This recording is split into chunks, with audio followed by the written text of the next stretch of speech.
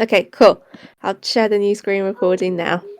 Hi everybody and welcome to another reaction video, but I am joined right here live on Discord now with Emmy, who is joining us for the reaction for the very first time. And I'm also joined by Thomas, who is what I like to say. He is not Mr. Britannic, because that's Jake's name. Mr. Titanic. That's what I always like to say. But he is Mr. Titanic, and here is DK. Hello. As always. And of course, my washer. And my washer decided to turn itself off, so I guess we're good to go then. Oh yeah, so we're good to go. Let okay, the dumpster fire commence. So today, that's what DK says in words of DK. The dumpster fire commence. Now, in this video, we are going to be having a look at a very, very, very cringeworthy video. Now, if those who haven't been on the channel before, then we have a channel that we loathe with passion, and that is called Brightside. And Brightside, I have reacted to their videos before, but on my own. But there have been a few times where we have reacted, either on screen for YouTube or just in a like debate nights on Discord. But in this video, since they've done a lot of Titanic videos to actually pee historians off, which I'm guessing it's true, but we are going to be looking today at this one. This is the newest one. We can't raise the Titanic until now, and everyone's been looking that the thumbnail is similar to the Aquitania, but it's not. And they also published another video from 2 days beforehand, the first scans of the Titanic. But no, we're not going into that today. We are going to the first one that we mentioned. And DK, I know you said it's a cringeworthy moment, but I have to be honest with you. Have you watched it? I watched it one time at work. I was like, oh my god, this does not make any sense whatsoever. It just basically jumps around to many different things, like one, why they can't raise the Titanic till now. Basically, it was a fictional story of how they're going to raise up the ship using metal nets and liquid hydrogen. Unfortunately, that did not work. And then it kind of went on to the see if you're a Titanic expert. And then, of course, the last part is the main different sinking theories of the Titanic. And for those that don't know, I wonder who's going to make an appearance of that one. Do you think Aaron 1912 make an appearance? Yeah, do you know what, DK? I think he's already made his presence known. What we got ourselves into?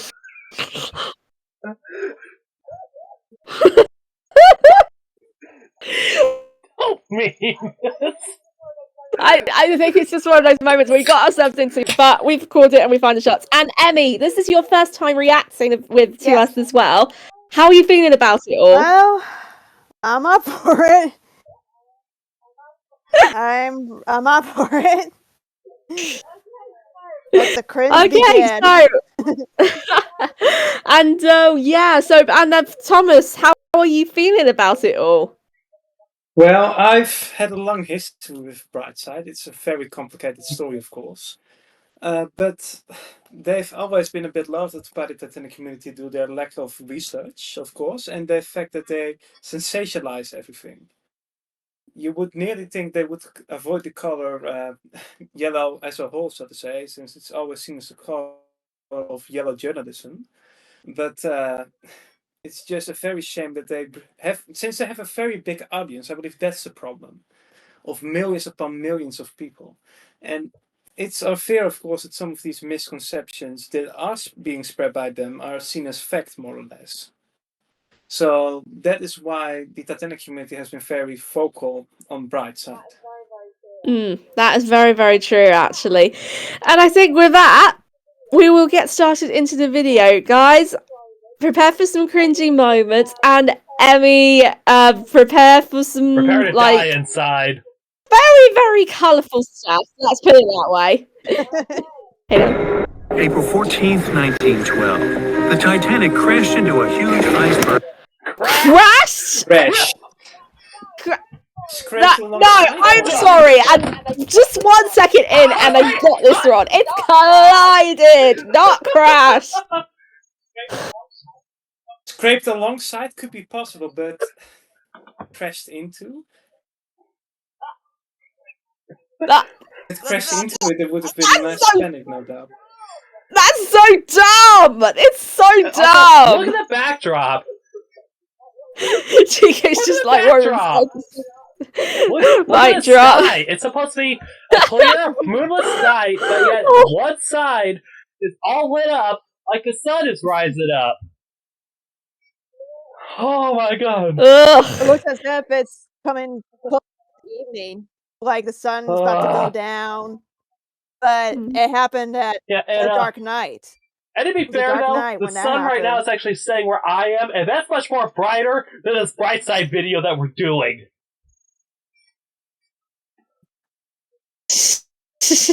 That's very true, actually. I'm on the bright side, life by being in the sun. That is very, very true.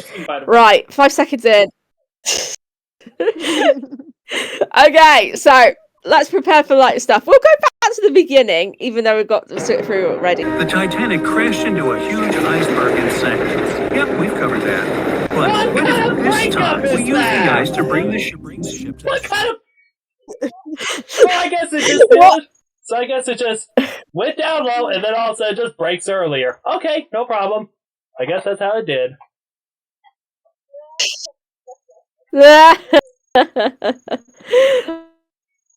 Lord, already.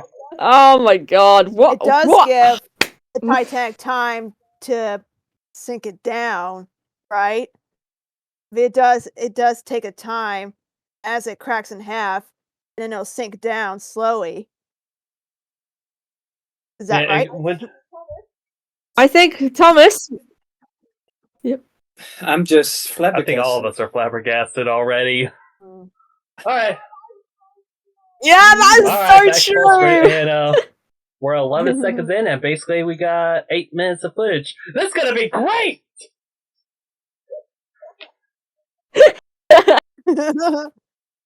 surface. This requires several thousand feet of wire mesh and a lot of liquid nitrogen. Our goal is to put the Titanic in a huge block of ice. I see.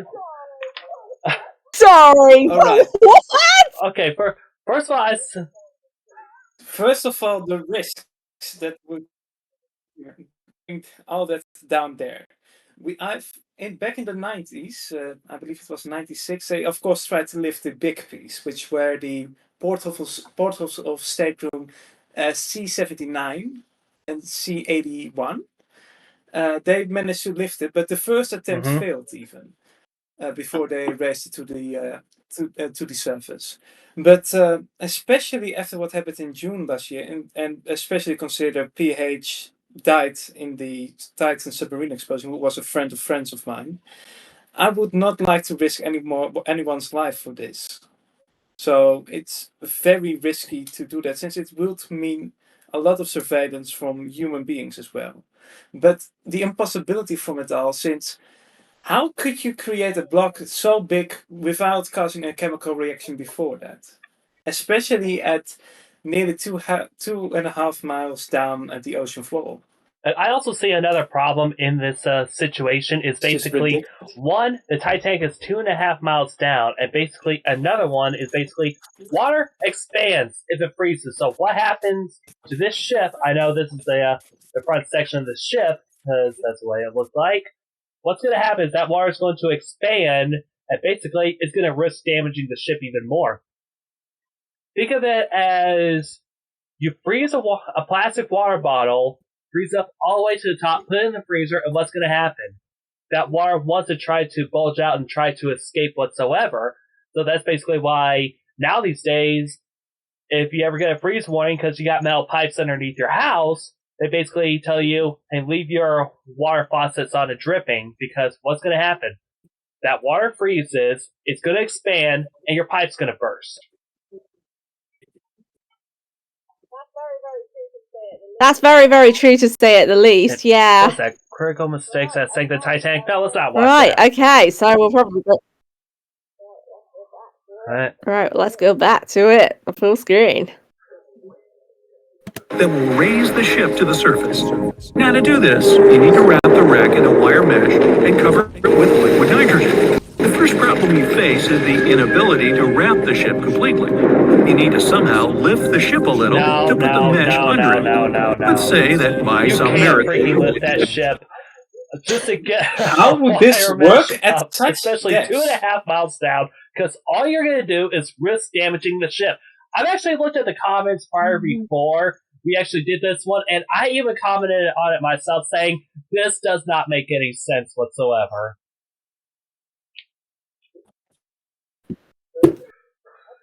But how to say it, how would they be able to bend it in the first place?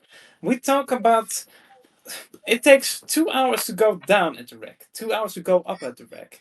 I mean, it's very impractical in the first place, since I believe with that strategy you would rather, how to say it, have that frame, how to say, bended in the same position, since we're talking about a ship that is 2.5 miles down, more than that.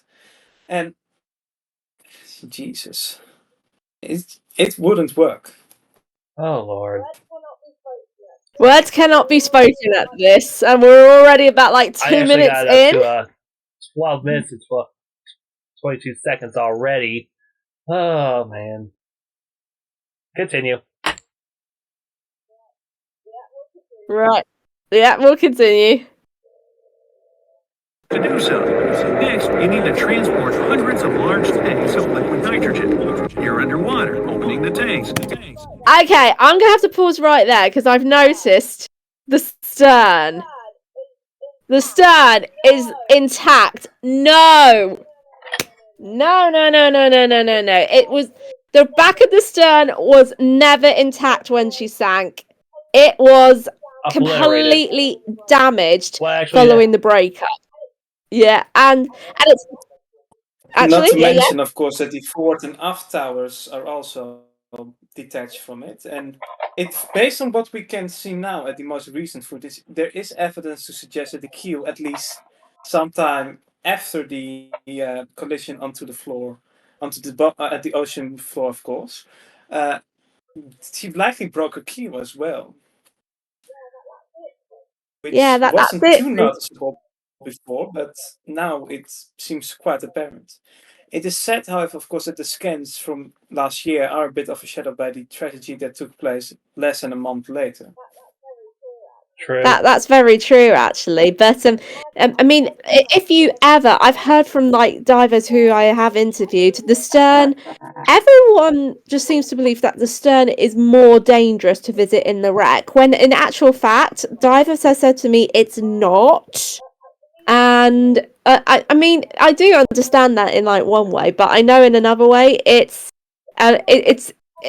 still impossible to raise the wreck. And even if you have something like that, you can't just like put some netting or nitrogen underneath the wreck anyway, because if you do, it's going to get completely destroyed straight away, especially the stern, because the stern's in very worse condition even right now, and it's deteriorating so quickly because of the bacteria. A lot more faster than the bow of the ship, because you got to remember that bow is actually much more in a better, near pristine condition than the stern.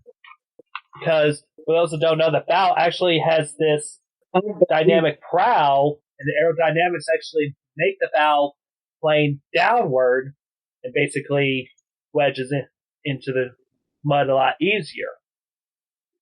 And you gotta remember, that prow actually slices through the water like a hot knife through butter. That's something Mike Ray would say, hot knife through butter.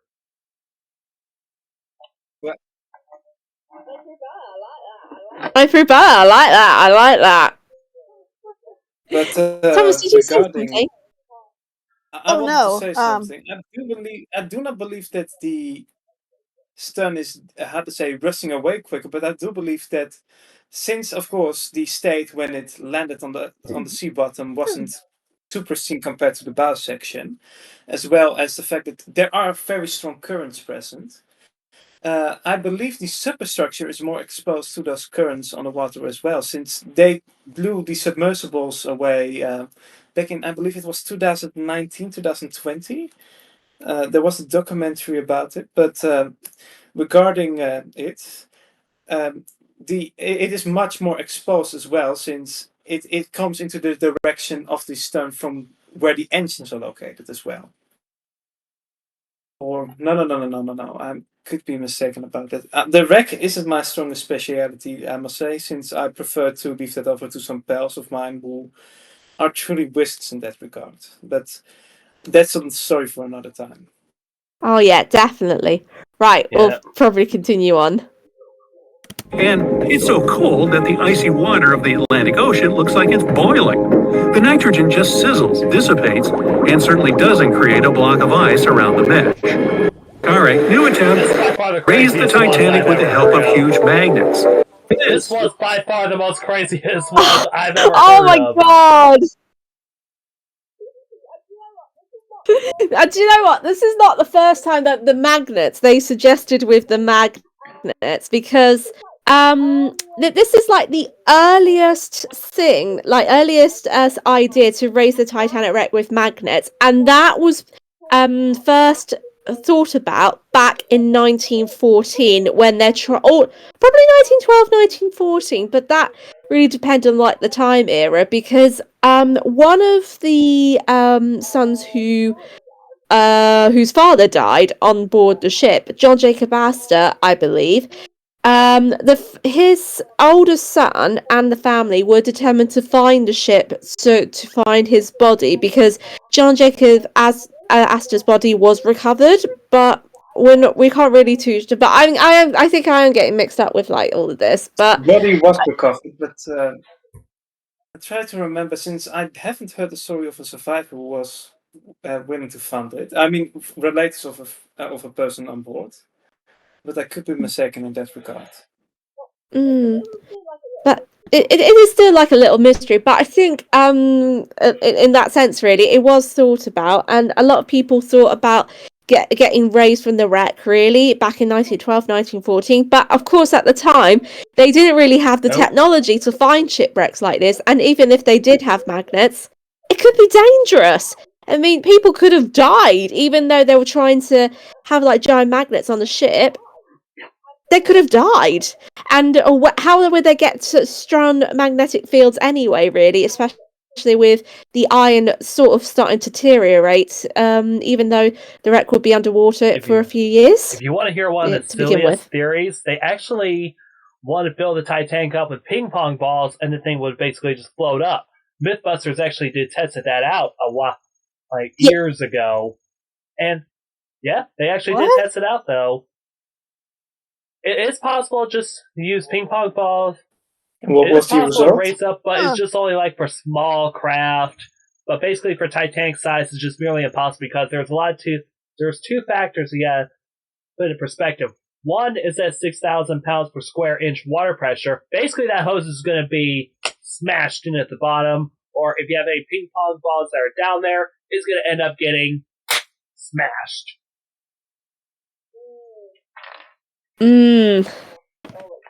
Oh my goodness. Right. Okay. Let's get into back into that. There's so many things wrong with this video. So many wrong. And it's not even it's over a minute, and there's so many wrong things with it already. You need a large cruiser and some powerful magnets. To attach thick cables to the magnets and lower them to the bottom. Bright projectors illuminate the black ocean depths. So the wreck are visible. The magnets descend lower and cling to the iron hull of the ship. I don't think light can travel all the way down there. No, that's just impossible. Oh my god. Finding the wreck of the Titanic is like walking into a field and all you got is a flashlight. That's all it is. And y'all can hear just this raging right now. I'll just murder me right now. Oh. Okay. pulls the cables and magnets up. Some of them detach from the Titanic as the iron surface is covered with grease. Some parts of the wreck break away from the ship and rise.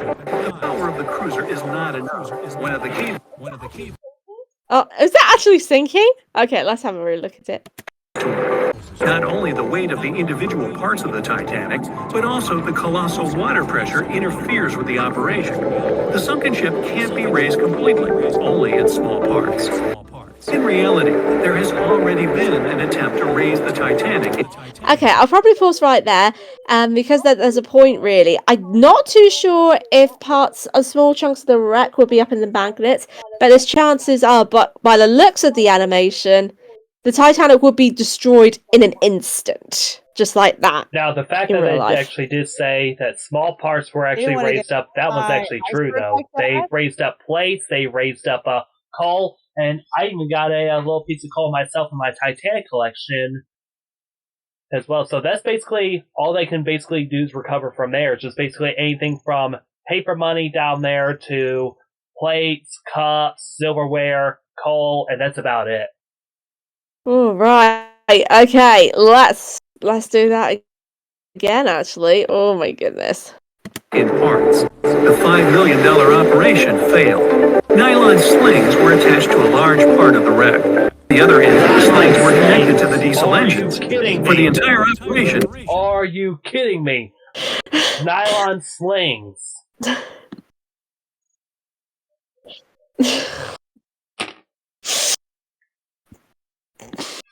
I'm done. Just let me crawl and die I'm in the done. bed. I'm freaking done! You okay, Seth?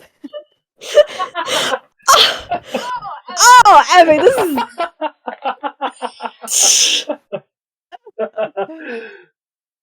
I hope you're okay. Why Sam doesn't enjoy being tortured?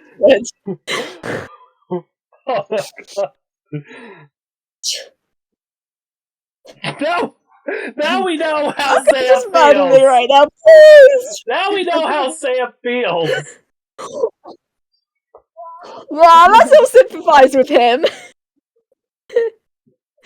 Oh my god. This definitely broke me. Oh. Okay, then we'll continue it on before we break each other, I think. Okay. A mini submarine. A piece of the Titanic, 21 tons, was pulled up, but one of the slings broke because of the strong water pressure. Then, one by one, the other cables began to snap. Oh, sorry, TK. Was that supposed to be the big piece that they were describing? They tried to recover. Let's have a They look. were trying to recover that, but yet they're actually using the raised platform of the stern as a representation. And Okay, let's have a look. as we know, that big piece is possibly where my finger's kind of running along right here.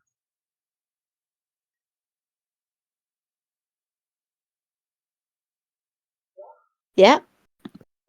Oh, I can't really see them properly. Okay, show us again, DK. Oh, yeah.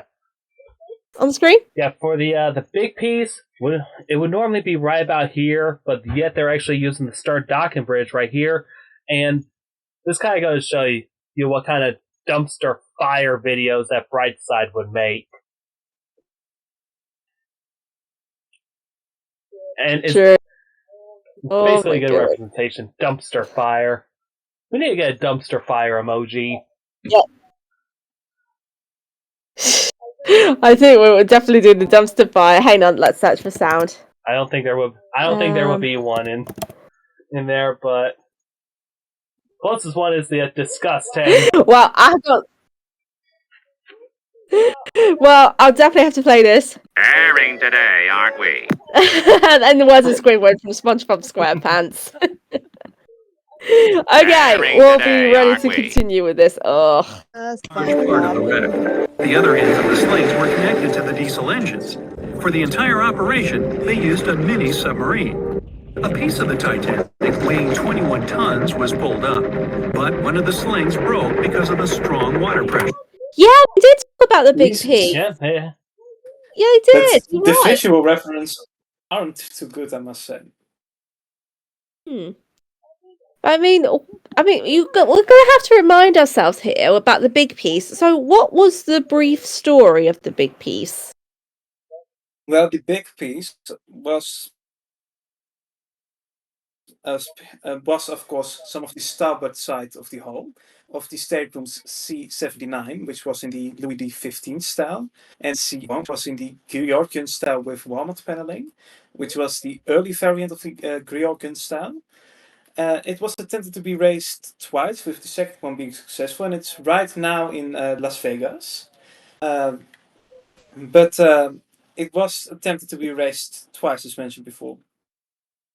And then right, DK, you got your Titanic and model if up I'm again. right, it would be located right along here where C-79, C-81, where would it be at?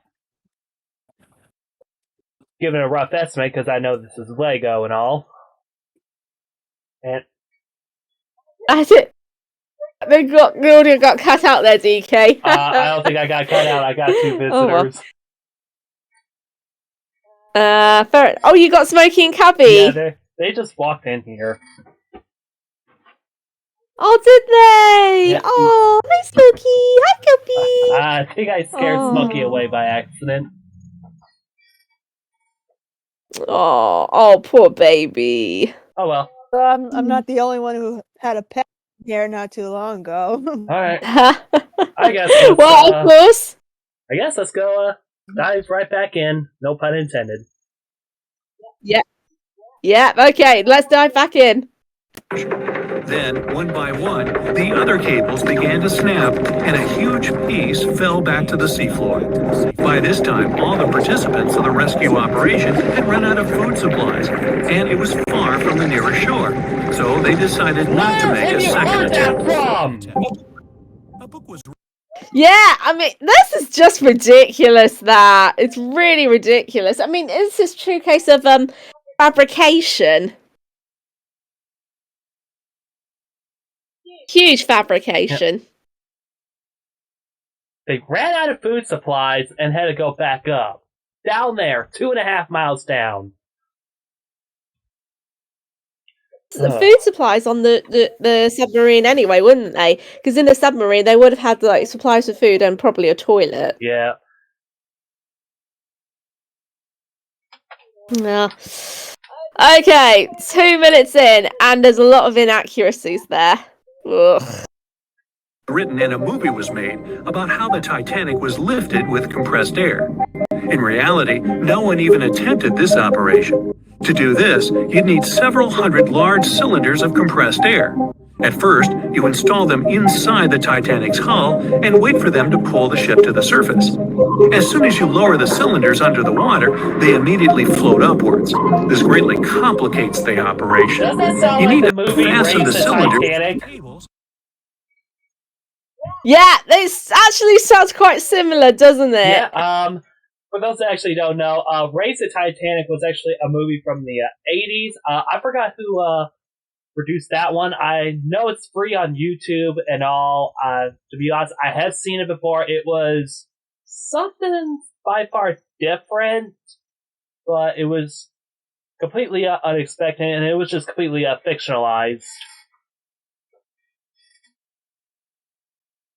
Yeah, and it was produced by William Fryer, and with an uncredited as an uncredited producer, you had Lou Great. Oh, okay. And then the executive producer was Martin Stenger. Yeah, and I know there was a book about it too. Yeah, there was a book about it, and the author of Race the Titanic, fun fact, also discovered the Carpathia, the rescue ship of the Titanic. That's true. But Clive Cussler, that's what his name is actually. Yeah, but right, because I definitely need to get into the story of that. Yeah. Clive Cussler and Race the Titanic. Who would have thought it? Who would have thought it? Right. And pull them down to the bottom using a powerful submarine, or better yet, several of them. Because of the high pressure... Is it just me, by the way, or are they using the models of lifeboats as submarines? I just noticed. Let's have a look. Yeah, they are, actually. Look at that. I really don't think I would actually recommend those subs to go down to the wreck of the Titanic. No, I mean, it's pointless. It's pointless, really, in that sense, isn't it? Nearly 3 minutes into the video, now we got a little over half an hour. Ugh. Right, okay, let's do this. I got them down to the bottom using a powerful submarine. Yeah. I got a feeling it's Or going to be an better hour and 30 yet, minutes. several of them. Because of the high pressure, the cylinders might burst. In this case, the blast wave would hit other cylinders and provoke a catastrophe. Too expensive and unsafe. The most expensive and complex explosion, like that's what it really is, because that water pressure down there is so great. It's like a rolling freight train up on top of a single ant. That's what it's like.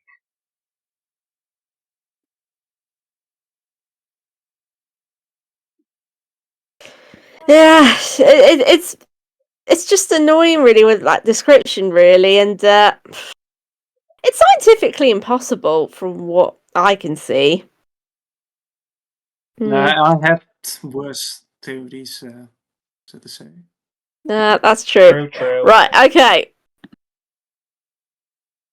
plan to raise the Titanic is probably the one where scientists somehow extract hydrogen and oxygen from the ocean water.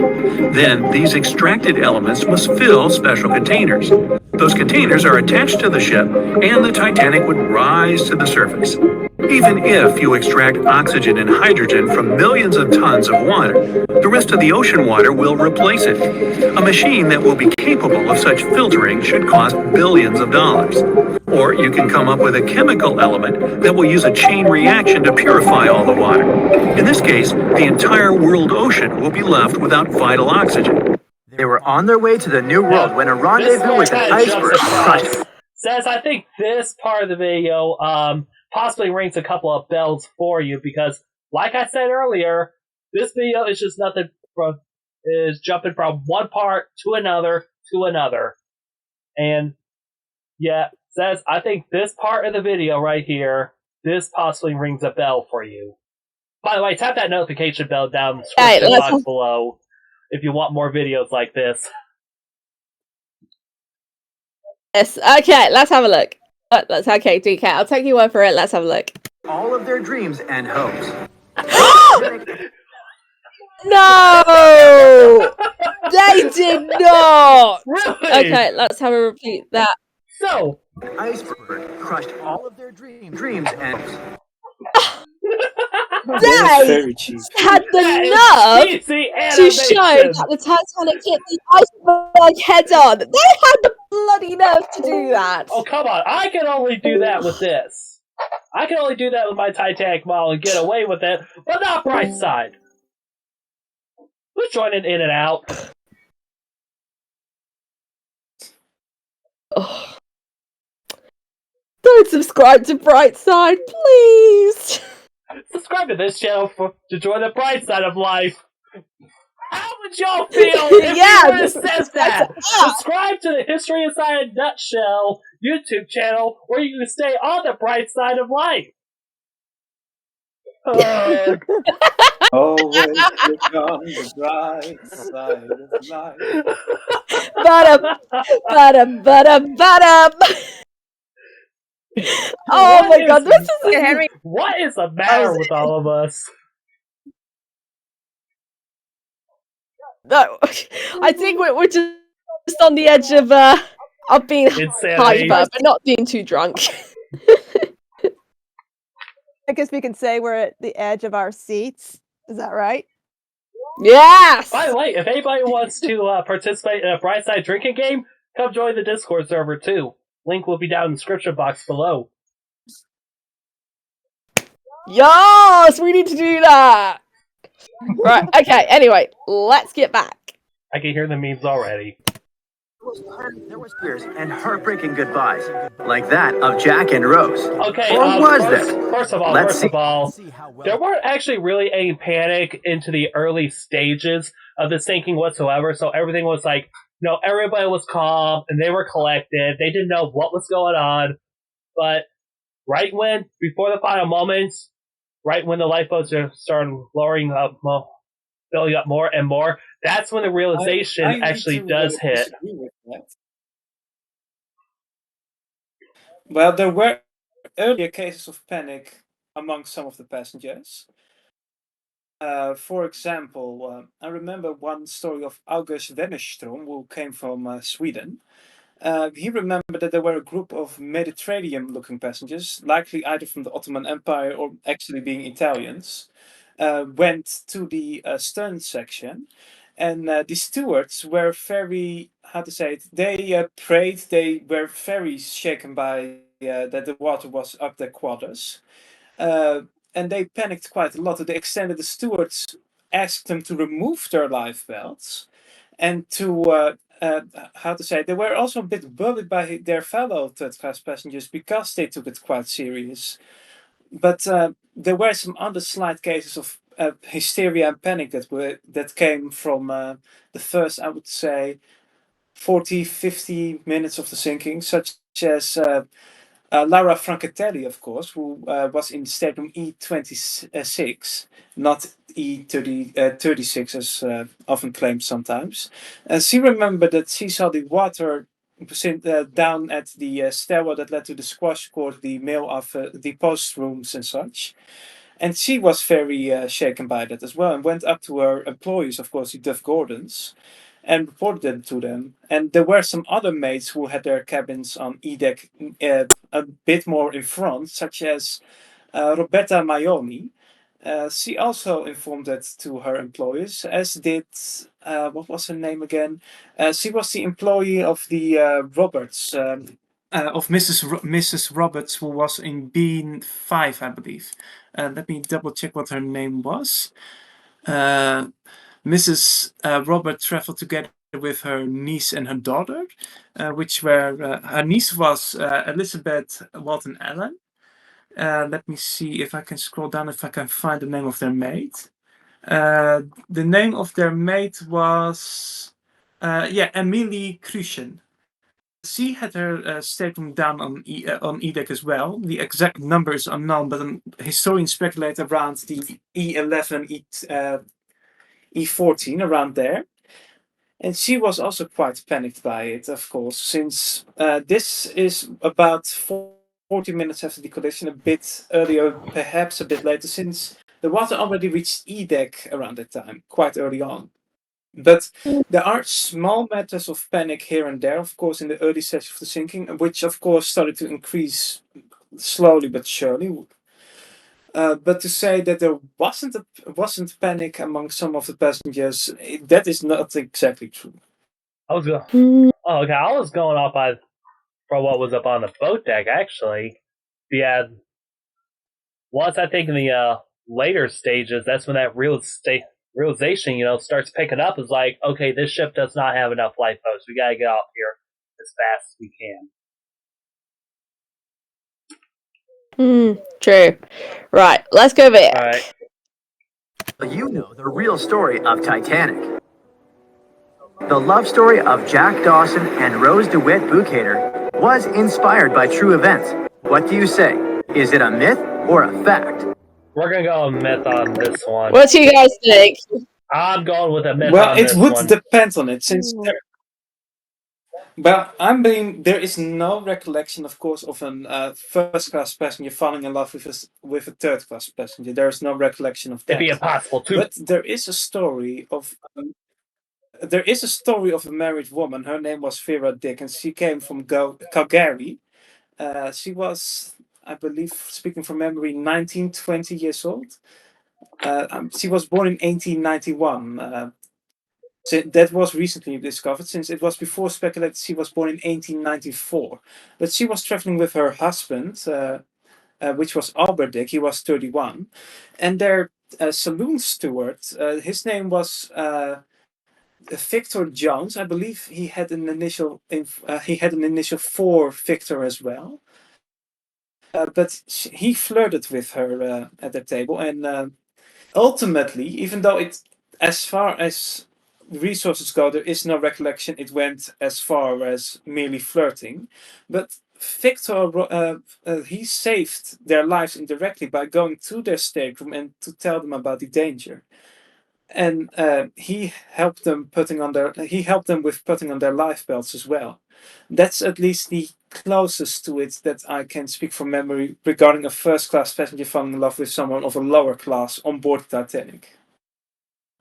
But Really beyond that, Yeah. not much. No, that's great, Thomas. Thank you for sharing that story. And You're welcome. as we know, I think this part of the video from Brightside, this was actually originally uploaded back in 2022. So keep in mind that there are some information in this that is a little bit outdated. So when we come to that, I will discuss. But yeah, this part right here, it's a myth. It's made for the movie anyway. That's all I'm going to say. It's a myth. The most emotional Titanic love story was actually all made up by the screenwriter and director of the famous movie, James Cameron. Actor? They put actor for James Cameron. No! No. He was never an actor. He was a writer and a director. And a deep sea explorer, too. Yeah. And what did he say to that? James Cameron, the bravest pioneer. Who's that? His name, James Cameron. Alright. Yes, in I reference don't to ever South see Park. James Cameron acting on screen, except you see him in interviews. Exactly. That's true. I can't believe they put like James Cameron or Jim as like an actor. Seriously, come on. Where did they get the idea that he acted? Yeah, crazy. Though, to be fair though, there was like, do you remember the drawing scene? Like, this is I think, yeah, the drawing scene when Jack illustrates the drawings of Rose when she's in the nude with wearing Heart of the Ocean. The hands you see aren't Leonardo DiCaprio's hands, but they're James Cameron's. Now, I actually do happen to have I know he drew. laminated of that drawing, but unfortunately, YouTube's community guidelines are so weird. I'm not going to bother having display. Feel free to look it up on Google. So yeah, just to save this channel the trouble, just go ahead and search for it on Google. You're so fun. Okay, we'll get that. Some passengers featured in the movie were real, though. And by a mere coincidence, there was a Jay Dawson on board. True. His name was Joseph, not Really? Jack. And Yeah, that is true. Now, says... I didn't know that. Joseph Dawson. Wow. Says, back it up some to that Joseph photograph. Dawson was... I want... This one? No, the one with the Douglas Fedden. Yeah, let's see. I think it was... But first, regarding the Jay Dawson indicated, he was a trimmer, he was possibly engaged to the sister of Arthur Priest as well, who later went on to survive the Britannic too. But he worked as a trimmer, which means that he would get the call from the bunkers and bring it to the stokers, to the firemen, so to say, who would, of course, shove them into the boilers. They also would make sure that they would be well trimmed into tiny pieces, so to say. One of the trimmers, his name was George Cavell, and he was in the coal bunker aft of boiler room number 4. And he, during the collision, the coal crushed onto him, but he managed to escape, thankfully. Oh, wow. Oh. And later... Later, during the sinking, the body of Joseph Dawson was recovered by the Mackay Bennett, and it's now buried in Halifax. As plot 227. That's it. And a lot of people actually saw, and this is the story, when the movie came out, apparently lots of teenage girls and laid flowers and wreaths because they thought Jay Dawson was actually Jack Dawson in the movie. Wow. Correct. And that's crazy. And James Cameron in an interview actually stated he never knew there was a Jay Dawson on board. You never knew that. This is my first time. This is my first time hearing that. And I was like, wait, what? I never knew about that. That's interesting. Hmm. And I mean, that's just really surprising how these facts come up as been and gone, really. But Brightside does get some bit. They got that right, who's joining in and thankfully, out? but not. Right. Anyway, let's A go Britannic find. man, I believe. Oh, yeah. Yeah, that was Jess. Oh, yeah. Yeah. Hi, Jess. And go. Jess, hello. He just took off. Or is that him? I Oh don't know. no, Jess is here. Hiya, you're right. Yes. You're just in time because we are going to be going on to the bright side of life. Oh, no. So do you want to stick around? Yeah. Might as well. Okay, Get ready so for a we've got a ride. new member joining us. We have Jess, who's a junior Mr. Britannic as well. So we've got two Britannic men. Jess is the junior Mr. Britannic, and Jake is our main Mr. Britannic. But yeah, so it's great to have you on board, Jess. Are you ready to? I think you we skipped most of the part anyway. So Yeah, are you ready to be tortured? Yeah, I basically said go back to that photograph of the boy playing the top real quick because I actually want to explain something in that scene, in that photograph anyway. Right. Okay, cool. Passengers featured. Yeah, this one. Yeah, that one. That one is actually taken by Father Francis Brown as Titanic was docked at Cherbourg. And what James Cameron did was he actually did a great job, replicating different areas of the ship and also some moments on board. And this was basically one of those. If you see that coat, I'm going to take my mouse, where that deck chair is, Jack actually took that one, and since it did belong to someone named A.L. Ryerson, in order to sneak up onto the first class area of the boat deck and the promenade deck. And yes, this scene, that scene alone was inspired by this photograph right here. And another bonus fact, the man that played the father of Douglas Fenton was none other than Titanic historian Don Lynch. There is one other note I have to notice about the picture, which isn't too commonly known. You notice the man on the far left of the picture in that large coat, right? With a cigar smoked up. That man over there is Captain Edward Crosby, who was captain who served in the American Civil War as part of the Michigan Cavalry, and he was a bit of a hunchback since he fell off his horse. And his granddaughter recognized him in this photo upon meeting. I believe it were at least I know it was a certain Marshall, and I believe it was Don Lynch or George Behe, but I believe it was also Don Lynch, who of course, as mentioned before, played Frederick Spadden, who is the father who stands there. Of course, both died quite sad since his son Robert, he died first. In 1915, after he was hit by a car at a very young age, sadly. And Frederick died in, I believe it was in the 1930s or 40s. I believe it was, let me double check that a bit. I want to give the correct year for sure. He died in 1947. He drowned in a swimming pool. That's horrible. Hey, oh my god!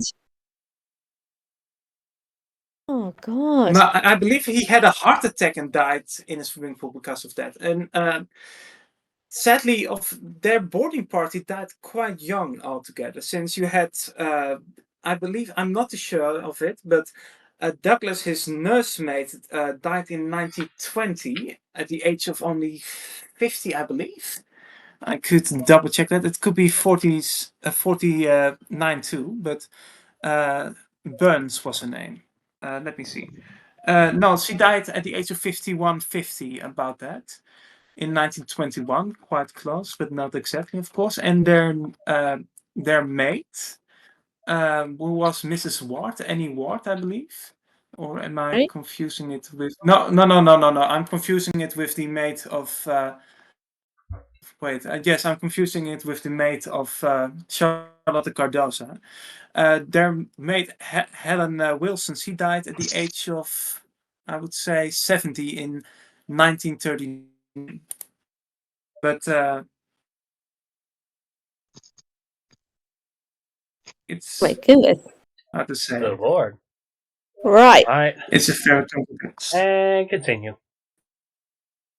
In the movie were real though, and by a mere coincidence, there was a Jay Dawson on board. His name was Joseph, not Jack, and he worked as a coal trimmer. The most expensive object lost with the Titanic was a painting by Pablo Picasso. What's your take on this one? That one, I no don't think Picassos it's on true. we all know What? that one's a myth. Pablo Picasso was actually big on Cubism around that time frame. Mm. Yeah. He's known more for like abstract geometric shapes that it's like puzzle-like artwork. Yeah. Mm. But of course, there was a painting which had a French name, which was owned by Under-Lieutenant Bjornson Stephenson, Maurits Bjornson Stephenson. He was an attaché to the Swedish embassy in Washington D.C. and he thankfully survived the disaster. But he filed a claim, which on top of my head was about $250,000 back in the day, which would be, of course, a lot more then. But all in all, no Picasso's on board. Something So Picasso, definitely you a won't myth. know to a thing. Oh, did you know Joe Staffen was friends with Arthur John Priest? Ye- He was a No! friend. No, Alright. Jay Dawson, his sister. No. Jay Dawson was engaged to Archie Priest, his sister. At Oh, least there yes. is evidence to suggest that. So they certainly were acquainted. I believe they even shared the same address in their sign-on, at least. Let me check, by the way, if I have something. Oh, yesterday was Titanic on TV here. I think we all know that Picasso won that one's a myth anyway. True. Yeah.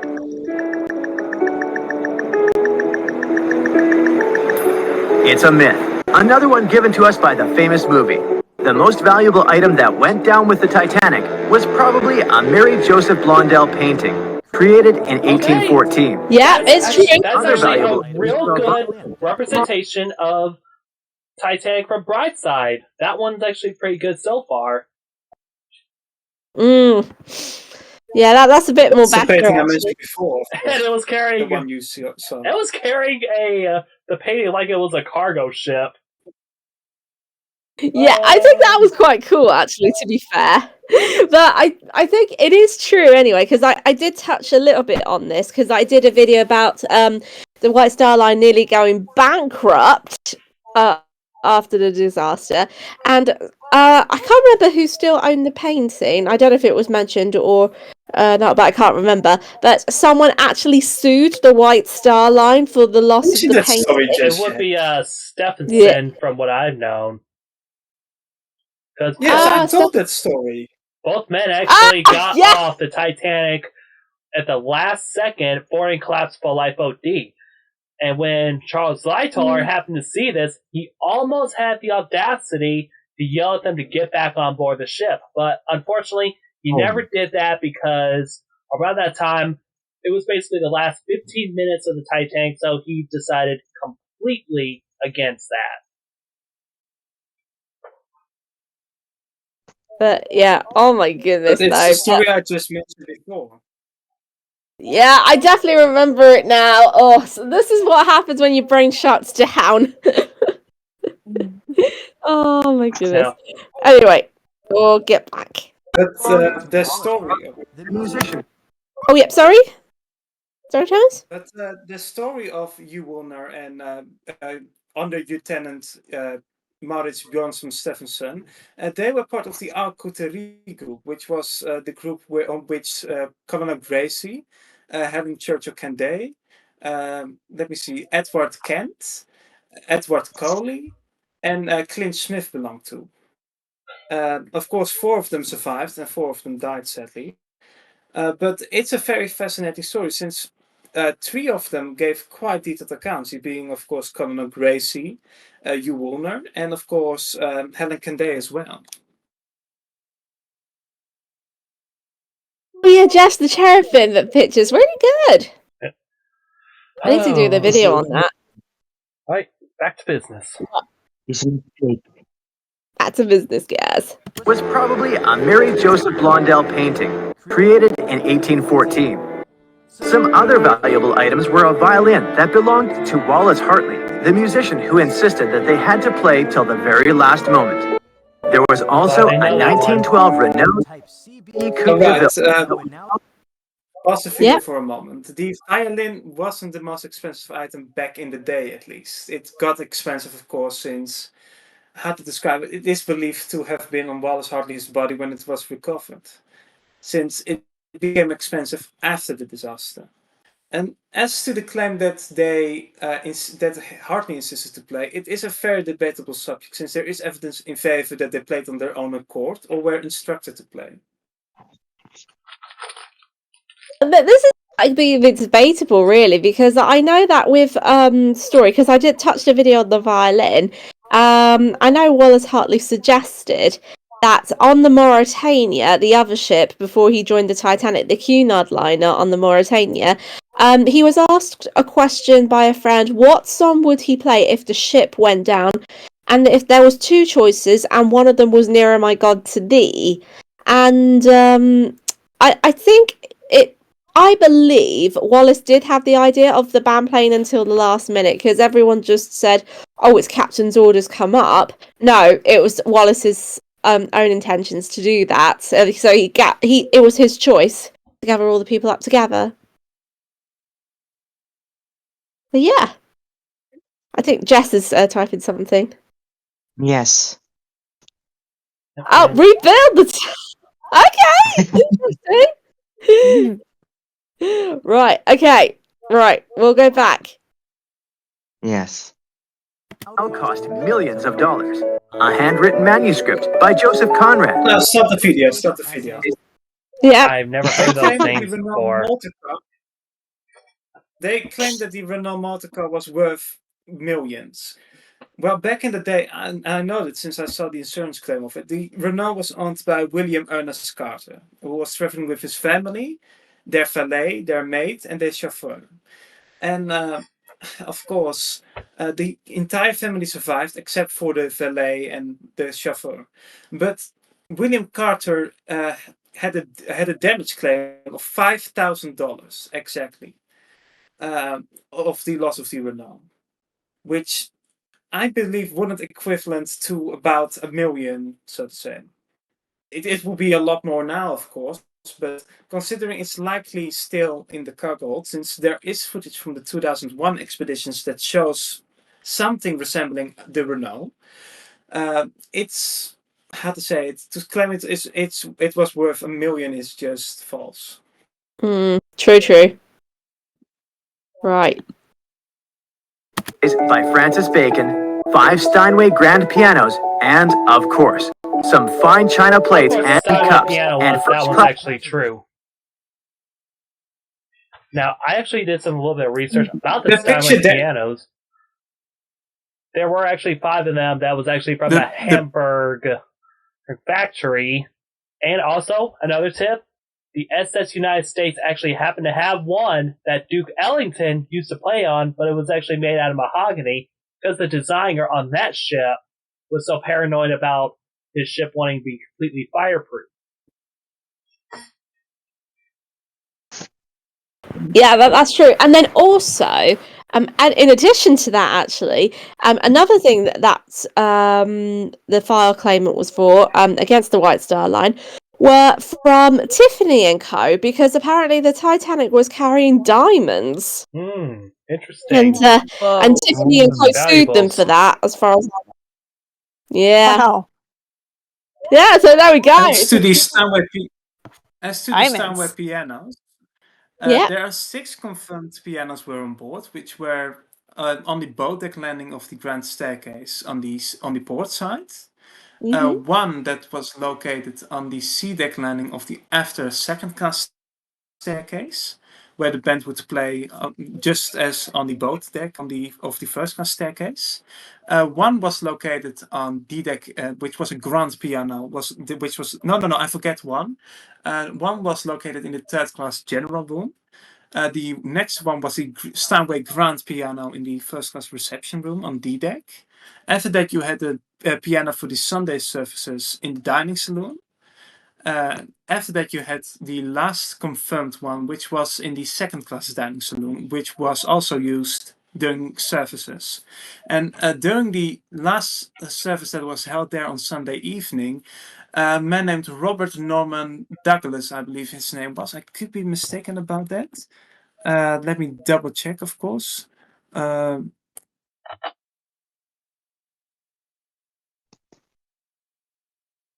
Yes, Robert Douglas Norman was his name. I switched one around, but he played the piano during the last Sunday service held in the second class dining saloon.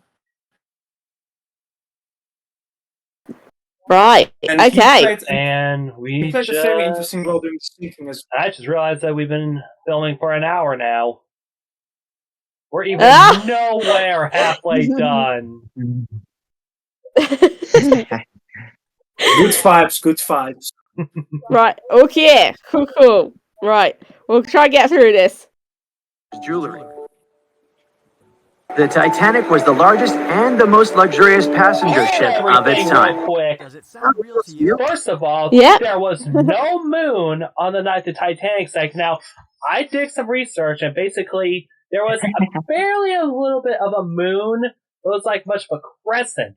There's this website that I went to that actually allows you to bring up different moon phases at the time, and I did bring up 1912, and it was evident right there, plain as day. There was no moon that night. Of course, the only time there was actually a new moon was basically on April 17th of 1912. And let me get back to something. You often have certain days in the month where no moon is visible and it is at its darkest. And the 14th of April was one of those days. That it was the ultimate, that it was the darkest it could be. The lookouts only had literally the stars, to reflect the iceberg from. So to say, they only could see the outline of it against the stars in front of them. Like what I just showed up, like this. Yeah, it was something like that, but it was like after the last quarter going into the dark moon. And also, what's up with that sea in the backdrop as well? I don't remember the sea being that rough. Right, okay, let's go on. But of course, this one is a fact, largest, most luxurious passenger of its time frame. I believe that's up to debate. Yeah? I mean, for example, you had Helen Churchill Day, who was one of the interior designers of the renovation of the White House under Theodore Roosevelt. She was very, very critical on the interior. The only interior she liked, which many people didn't agree with, were the simple white paneled first class staterooms. She is believed to have stayed in A3, which I believe it's debatable since I'm looking into the evidence in it, since I'm writing an article on the first class stateroom occupation. But the matter is, she was appalled by most of the interiors. And a lot of the British passengers preferred Cunard liners overall over White Star liners. The White Star liner was more popular by Americans, at least in first class. And you can see it being reflected into the percentage of American passengers on board, since more than 60% were Americans in first class. Most notably from New York, of course, or at least from the East Coast. But there were some people from the West Coast as well, and also from Texas, for example. There were also quite a number of wealthy Canadians on board, such as the Ellison family, the Dicks, Charles Hayes, to name a few examples, of course. But it's really up to interpretation.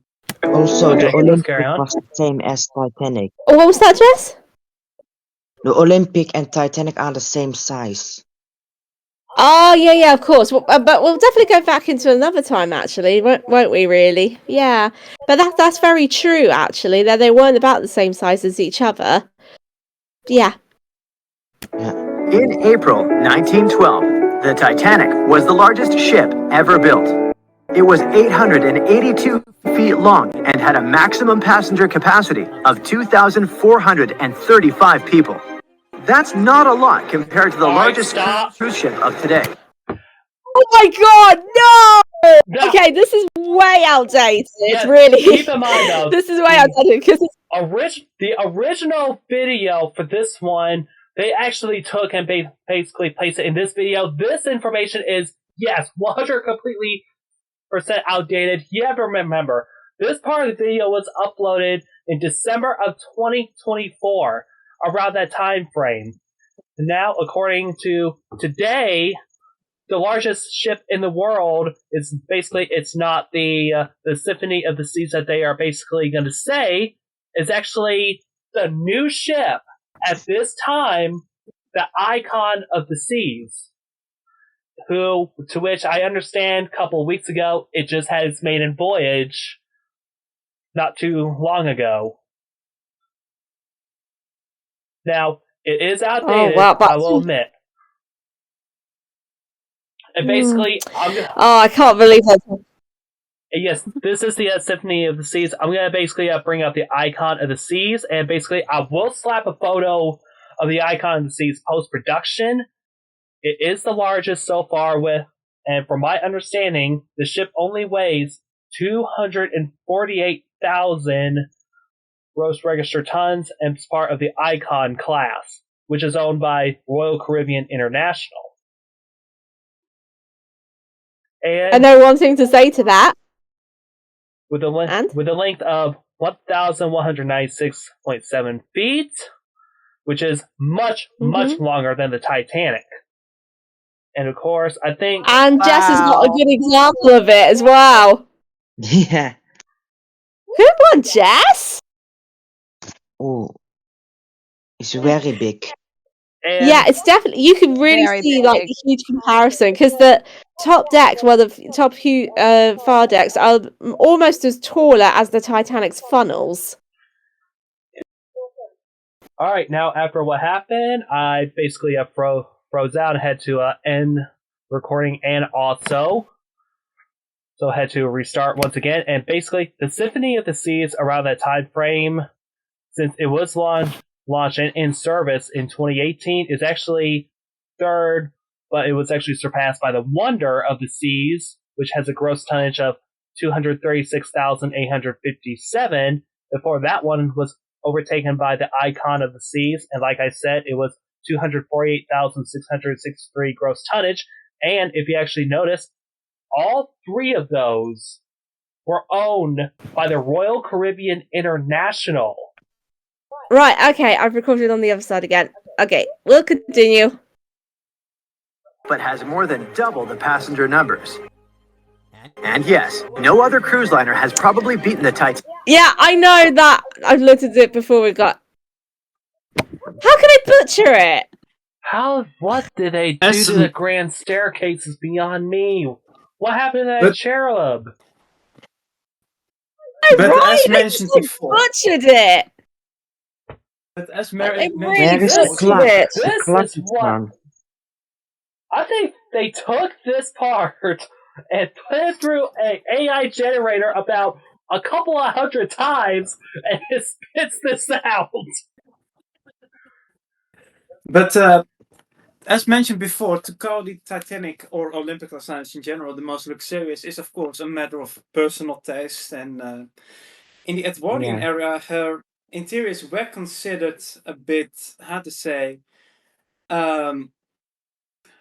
bit outdated as well. You can see that take, for example, the Aquatania. You had some more simpler white-paneled staterooms. But they fell quite in the taste of the more modern passengers that were coming up. And for example, the luxurious special staterooms on the B deck and C deck of Olympic class liners, they were seen as a bit outdated, so to say. But don't forget the Britannic. But Oh, of yeah, course, yeah. I forget that one. All right. Mm-hmm. Right.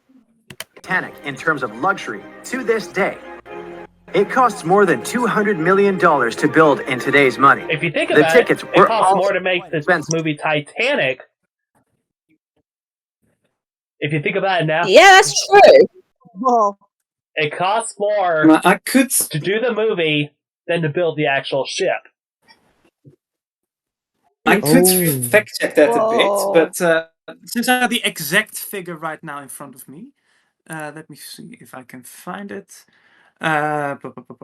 Olympics first voyage. I believe I got it right. Let me find it. Ah, yes.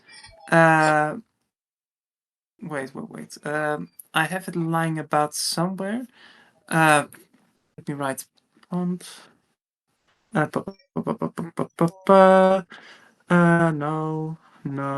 No. I had it written down somewhere. Never mind it now, but I can't find the exact figure, but I don't believe it. How to say that it could be, so to say, a bit more. I believe the movie costed about $200 million in 1997 money's worth, of course. I don't know if accounted for inflation, it would mean how to say the same. So I'll need to look back on it to correct it or not, but see. The movie was yesterday here on TV. I gotta watch it on Amazon Prime. Everyone. Ah. Yes. Duh. Whoa! Ah. He said, duh? That is Yeah, this is rude. not the first. That was rude. I'm sorry. This. How would you like it says that if we were to said duh every single time we narrate one of your videos? How would the YouTube audience like that? They would say. Do you know what they would say? They would say we would be wouldn't be acting pretty. rude. Yeah, but this is what they will say in response. Red alert! Red alert! Yeah, definitely. It wouldn't be pretty. Sorry, Emmy. I swear, if Mike You're Brady fine. or That's Sam funny. were to say duh every single time in a rudely manner, I wouldn't be watching either one of them. That's true.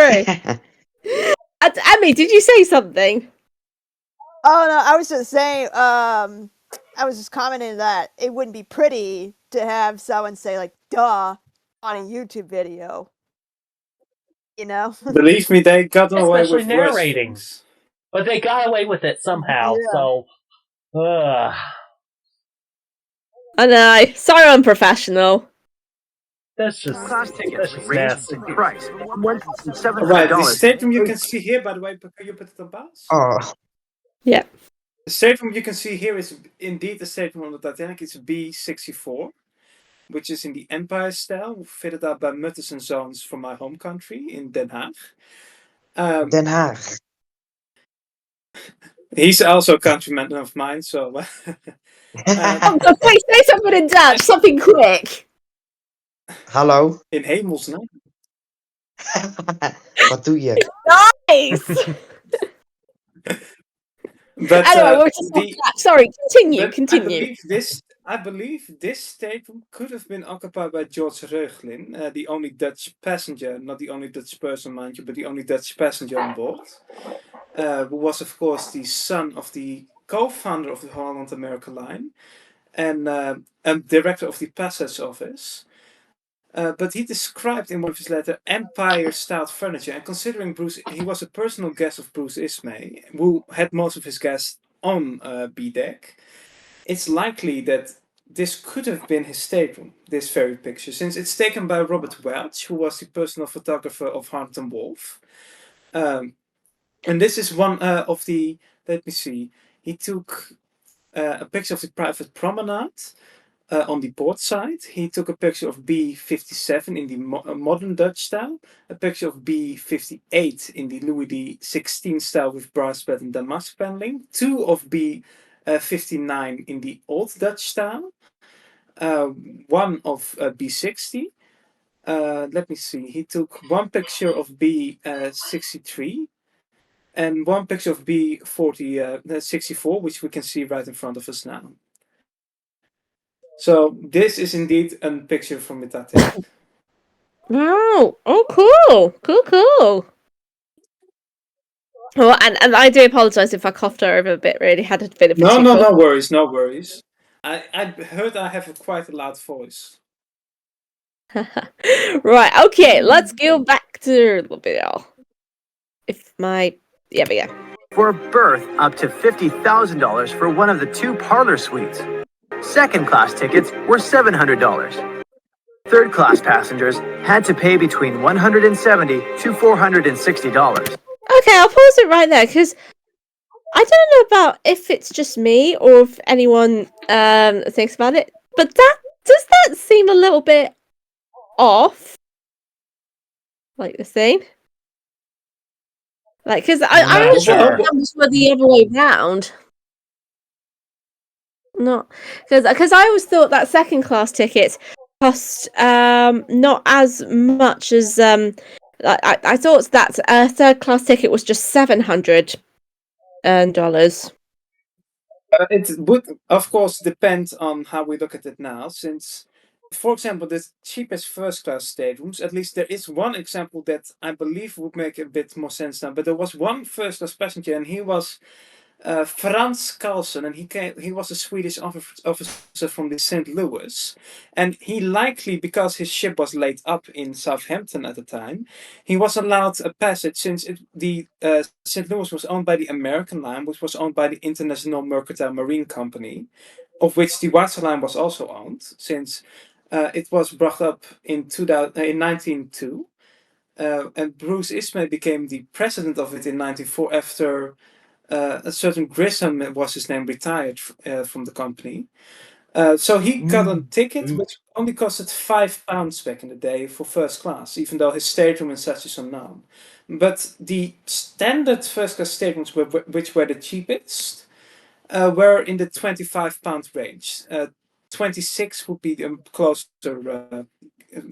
closer figure. I have a whole accommodation plan which states all the prices from the tickets, and the most expensive ticket that we know of the Titanic was by Charlotte Cardoso and her son Thomas, and they traveled together with their valet and maid, and all 4 of them survived, thankfully.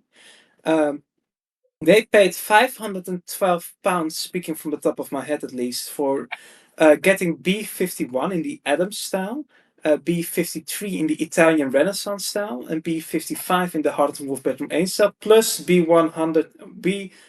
B101, which was a small stateroom for the valet, which was Gustave Le Sueur, speaking from the top of my head. He was French, but he stayed there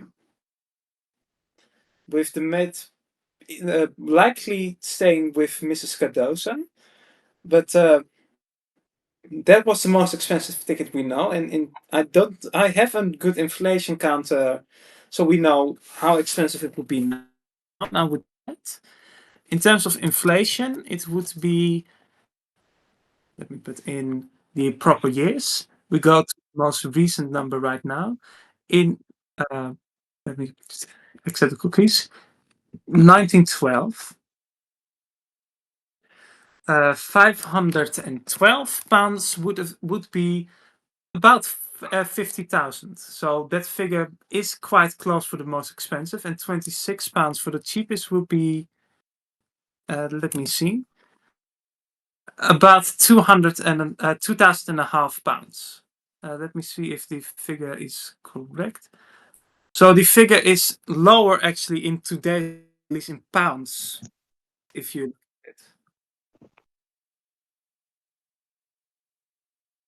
Oh, okay, let's move on. Most of the passengers of the unsinkable ship managed to survive. True or false? True. Yeah, I think DK made a little bit of a chuckle because I'm not going to go into it. Yeah. But it was me. It was my responsibility. All right. First of all, sorry for the I apologize for the technical difficulties that's been going on lately. So hopefully nothing will interfere. Right. Yep. Okay. Most of the passengers of the unsinkable ship managed to survive. Well, that one, the term unsinkable, they threw that word at the Titanic like it was very religious. There were official statements from the White Star Line saying that the ship was built to be practically unsinkable as it is. Let me get into detail. The first time it was mentioned was in around September or October 1910, and they had a quote, which I featured in my profile assignment, where I stated, let me find it, since I had it copied and pasted. The latest will make their maiden voyage in July 1911, and as far it is possible to do so, these two wonderful vessels are designed to be unsinkable. That was the first mention of it in around, I would say, I believe September 1910, just before the Olympic was launched. The term practically unsinkable came from the Shipbuilder magazine, which was released shortly before the Olympics made a maiden voyage in May 1911. And of course, the viewpoint of the White Star Line, it is often claimed that the White Star Line didn't believe it, but we got two figures, which were, of course, J. Bruce is after the disaster, that he did believe that thought she was unsinkable, and he said in his statement after the disaster that it was the hope of him and his associates that they had created a ship that couldn't be destroyed by the seas and any navigational failures. Regarding Hart and Wolff, their perspective, Hart and Wolff didn't believe the Olympic class were unsinkable. There are, of course, often you see the claim floating about that either Captain Smith, J. Bruce Ismay of Thomas Andrews Jr. claimed God himself couldn't sink the ship. And while it was said, it wasn't said by either three of them, but it was said by a second-class porter, of course, which helped the Caldwell family into their stateroom in second class. It was said to Mrs. Caldwell by the porter. It could have been possibly a bedroom steward as well, so he could have potentially have been on the ship. But when Mrs. Caldwell asked the porter, is this ship truly unsinkable, he said, yes, lady, God himself couldn't sink this ship. And so that is where the quote originates from. But Hart and Wolff... we know that infamous line real well. Yeah, because of Julie. At first, I thought that line was basically for the movie. I never knew the backstory to that. And, new visitor. Hello! Looks like we've got a new person in, and it's Dr. Mustard. First time as well. Oh. Right, okay. But, as mentioned before, Hart and Wolff didn't believe the Olympic class liners were unsinkable. Edward Welding denied it, Alexander Carlisle denied it. We have statements from Thomas Andrews, his former secretary, which his name was Edward Ritchie, and he retired, I believe, he retired from Hart and Wolff in 1910, I believe, since he moved to South Africa to serve as a military officer there. And he regularly corresponded with Thomas Andrews until his death even. His latest secretary, of course, was James Hamilton, whose name is often miscredited as Thompson Hamilton. But on the manifest of the Olympic, when she arrived in June 1911, he replaced Ritchie as his secretary, and he was also on board the sea trials as well as the delivery voyage, and departed the ship in Southampton, the Titanic in this case. But we also have statements from Albert and Vera Dick to say, while he believed the ship was safe, he always resisted labeling her as unsinkable.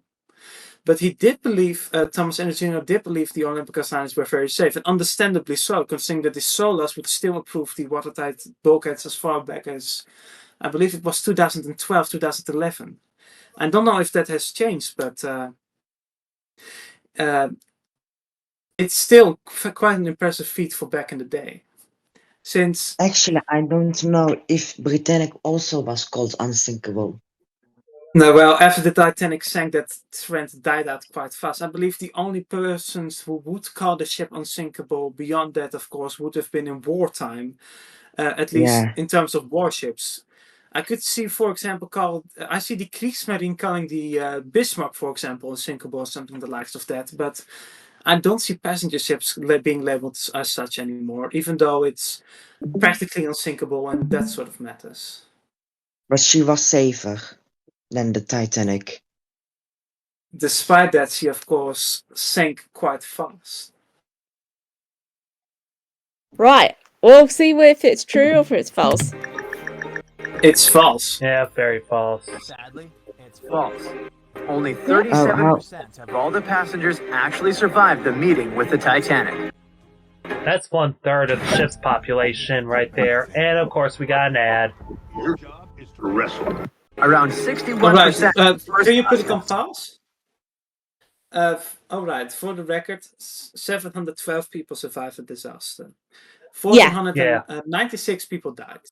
And the figures I have here, since I've included them in my prof assignment, on which I will work shortly after this again, I have listed that 62% of first class survived, were 201 people, which were 138 women, 63 men. Of second class, 41.4% survived, which were 105 women and 30 men. While I don't have the sex breakdown for third class, I know that 181 third class passengers survived, which were 25.56%. Of the deck crew, which were mostly sailors and seamen and such, the largest percentage survived overall, which were 65.15%. Which were 43 men, since the deck crew existed out of 66 men, which were, of course, the officers, the seamen, the lookouts, you name them. Of the engine crew, 72 men survived, which were only 22.15%. 72, which were all men. Of the victualling crew, which were the stewards and such, only 94 survived, which had a percentage of 21.76 men. The restaurant staff, we have the lowest percentage, which were 3 people, 2 women and 1 man, which is a percentage of 5.35% out of the 69 people of the victualling crew. Yeah. A lot of good numbers to punch in right there. So those are the exact percentage. Mm-hmm. So we see how well it holds up. So this one is nearly correct. It should be 1% more. Ah, okay. Oh, Pro Blues Right, back. who else has joined us? Oh, Blue! Hey, Blue! We're not even halfway. Ah, keep stopping, keeps on every time. Right, we'll try and see if we can make it to the middle before we can say anything. Yeah. 2% of the second class passengers and 24%. Alright, that one is quite close. Close enough, but that's The okay. percentages are close, but not exactly. So that's the second class passengers one that was close, or the third? Both of them are quite close. The one of second class would be 41.40%, at least if the band isn't included among the figures. I believe I didn't do that. And the third class should be 25.56%. So it is close, but not exactly. Yeah, Okay. Close but no cigar anyway. Alright. Made it out alive. The Titanic was passing through the Bermuda Triangle when things went wrong. Oh, no. Oh, hell no! What the hell? No way. Okay, that's seriously got to be a myth. Okay, let's try and see what we can see. But we guarantee it's a myth. It's And false. that's probably why it sunk. What do you say? Myth or reality? Myth. Of course, it's a myth. Myth. There's no way it will pass through the Bermuda Triangle. It's 100% a myth. The Titanic never even came close to the Bermuda Triangle. That's not The liner That's sank. not the accurate representation of the Bermuda Triangle. There would be one corner of the Bermuda, one down in Miami and another one in Puerto Rico, and basically you find out all that together, you got the triangle. This is even nowhere close to the triangle. And guess what they used? They use Google Earth. Are you kidding me? Like, that's just no definition of getting away with it, though. Oh my god. No. Exactly! Oh god. Okay, we're nearly 8 minutes in. Come on, let's do this. Come on. Continue. About 400 miles south of Newfoundland, which is a huge distance to the north of Bermuda, the infamous area where ships and planes disappear without a trace. They know that We might have the moon to blame for Yep. the sinking of the Titanic. True or false? What? Well, put this one on pass. I believe it would depend. Of course, this is not human interference, but I mean, of course, in this regard, it could be seen as such, since if there was a moon, the light, of course, the seas would be better lit, of course. Considering the 14th of April was the darkest night of the month at that time, the moon, the presence of moonlight could have made a difference potentially, but of course, there's no way of ever knowing. That is very, very. The timing, considering Yep. the timing, the timing of the month. Even if it was a day later, I doubt it would have made much of a difference. That's true. That's very, very true. Oh my goodness. So to say, in their regard, if we look at what I'm saying, it's it's slightly true, but I don't want to give Brightside the benefit of the doubt. Yeah, I don't want to give them. And DK, you also put the moon faces in the Discord chat. Yeah, there's this website I go to, just get data about the moon phases of a certain month and a certain year. I did brought up the moon phases of April 1912, and basically for the 14th of April, it would be a waning crescent, which is about a 10% visibility. Basically, for Titanic's case, there was no moon that night. So basically, it was around that time frame towards to the new moon, which would actually be days later. So they basically had to rely on starlight. And of course, for the moon, basically, it does have an effect on the tides of the Earth's waters. Right. And why is there no rudder on that model? That just bothers me. Is true. The moon. I want to know the points. Sorry, Thomas? I want to know the points they're making, so to say, on this, before I'm going to criticize anything. Okay, we'll definitely get to that in a minute. Earth. The closer the moon is to the Earth, the stronger the tides are because of the increasing gravity of our satellite. Back in 1912, the moon was so close it made several... I'm sorry, but no! What? What was the claim? This is just garbage! Ugh. I knew he signed up for this. As long as it's fun. Okay. The soundboard? Yeah, see? This is... Here. What else have you got, Dr. Mustard? Come on, one more cheeky sample before we move on. IQ soundboard? Yeah, keep. No.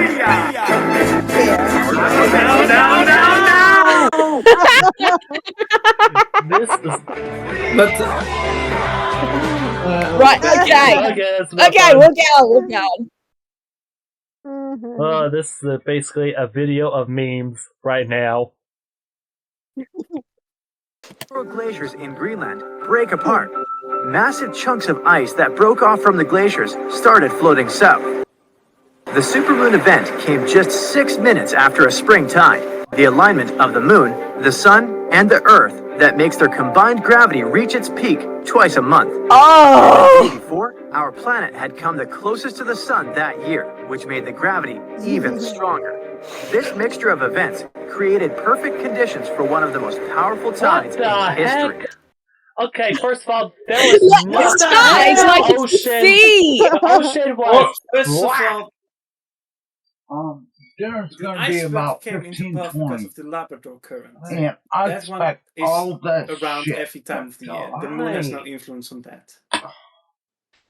Regarding to the tides, of course, it would depend more than just moonlight, of course, considering this is in the middle of the North Atlantic as well. Jesus. There was a storm coming onto in which the Carpathia cruise, I believe around the 17th or 16th of April. I could be mistaken about the date. But overall, the claim it makes, it could have gone for the absence of light, for example. That one would have made logical sense, but the claim it does makes now, I tend to disagree. Right. Icebergs breaking off from Greenland's glaciers drift off to the coastal waters of Labrador and Newfoundland, where they often run aground. To move on, they need to either melt and become lighter, or catch a high tide that would carry them further. The 1912's tide was as high as it gets, so they shifted many shipping routes south because of the huge amount of icebergs. But not the Titanic, of course, as they believed it was unsinkable. All right, Okay, all right, all I'm right. sorry, This but one no, seems it's not. contradictory. Titanic not was never my- referred to as unsinkable. 100% myth. Exactly, Dr. Mustard. Yeah. Yes. What did you say? Like, so Titanic was never referred to as unsinkable at all. It was just a complete myth. But there was one time But where I there was. talked about it yet. There is evidence to suggest. Yeah, go on then, Thomas. Sorry, Go on then. As I mentioned before, there is evidence to suggest that the White Line management did believe the Olympic class liners were unsinkable. We got first-hand evidence from J. Bruce Ismay, who admitted after the disaster, I believe a couple of times, that indeed he believed that they were unsinkable to a certain capacity. As did Philip Franklin, who was working for the International Mercantile Marine Company, who assured upon hearing that the Titanic was in trouble that he believed that she was unsinkable, even though of course it could be some sensationalism. And as I mentioned before, of course, at Hart and Wolff, they didn't believe it. But there is evidence, as mentioned before, I mentioned it about 10 minutes before this already. There is evidence to believe that the White Line did believe that it was unsinkable. But that mindset, of course, wasn't in terms of the navigating of the ship as well as, so to say, with the officers. Even though there is a statement which I am highly doubtful of, which is because of the date it was publicized with. You have a statement which was noted on the 16th of April 1912 after the disaster, which referred to the Hawk incident, where Captain Smith said something on the likes of, yes, the Olympic is unsinkable and the Titanic will be too when she's put into commission. But the problem is I find the date not too reliable. If it was posted in, let us say, directly after the Hawk collision, I would tend to believe it more easily. But the date now seems like it tries to make it seems to me like they try to make the story of the Titanic more spicy, so to say, to state the captain believes she was unsinkable, but the claim that Captain Smith came across as how to say, my pronunciation can be a bit off, of course, that the navigating of the ship was influenced with the thought that the ship was unsinkable, that is completely bogus, of course. Cool. But they claim, of course, that it turned the corner too late, which is, of course, when it turned towards the port of Manhattan. That is a myth that has been around for quite a while. But the Titanic maintained their course, so to say. But to say that all the ships took a route south, so to say, that is absolutely false as well, since many ships were on the same route. Right. It took 4 hours and 40 minutes for the Titanic to sink. No! it is took false. 2 hours and 30 minutes to sink. Jeez Louise. Well, and to be honest, though, if the Titanic were to took 4 hours and 40 minutes, St. Carpathia would have arrived in time. True. Indeed.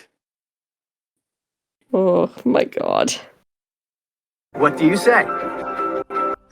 Myth! It's false. It's a myth! It's false. And if you're a Titanic expert, you definitely know it was actually 2 hours and Stock 40 myth, minutes. stock footage. And this was slow enough. Give Look at it. There is no way there was a Aurora Borealis on the time of the same. Aurora Borealis. At this time of day, in this part of the country, localized entirely within your kitchen. Oh yeah, The Simpsons!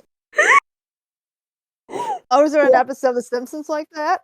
Yeah, there was one about 22 short films about Springfield. That was that with the skit between Principal Skinner and the Superintendent Chalmers. Oh my god. Oh my god. Yeah, I would recommend it. It's so funny. I'll have to check it out. Yes, Steve Hams. Yes, Dr. Mustard. You know what season of the episode from The Simpsons was? I can't really remember. I really can't remember. I'll have to check it out. I'll find my research. Oh yeah, definitely. Given the damage caused by the iceberg, it didn't sink faster thanks to the ship's construction.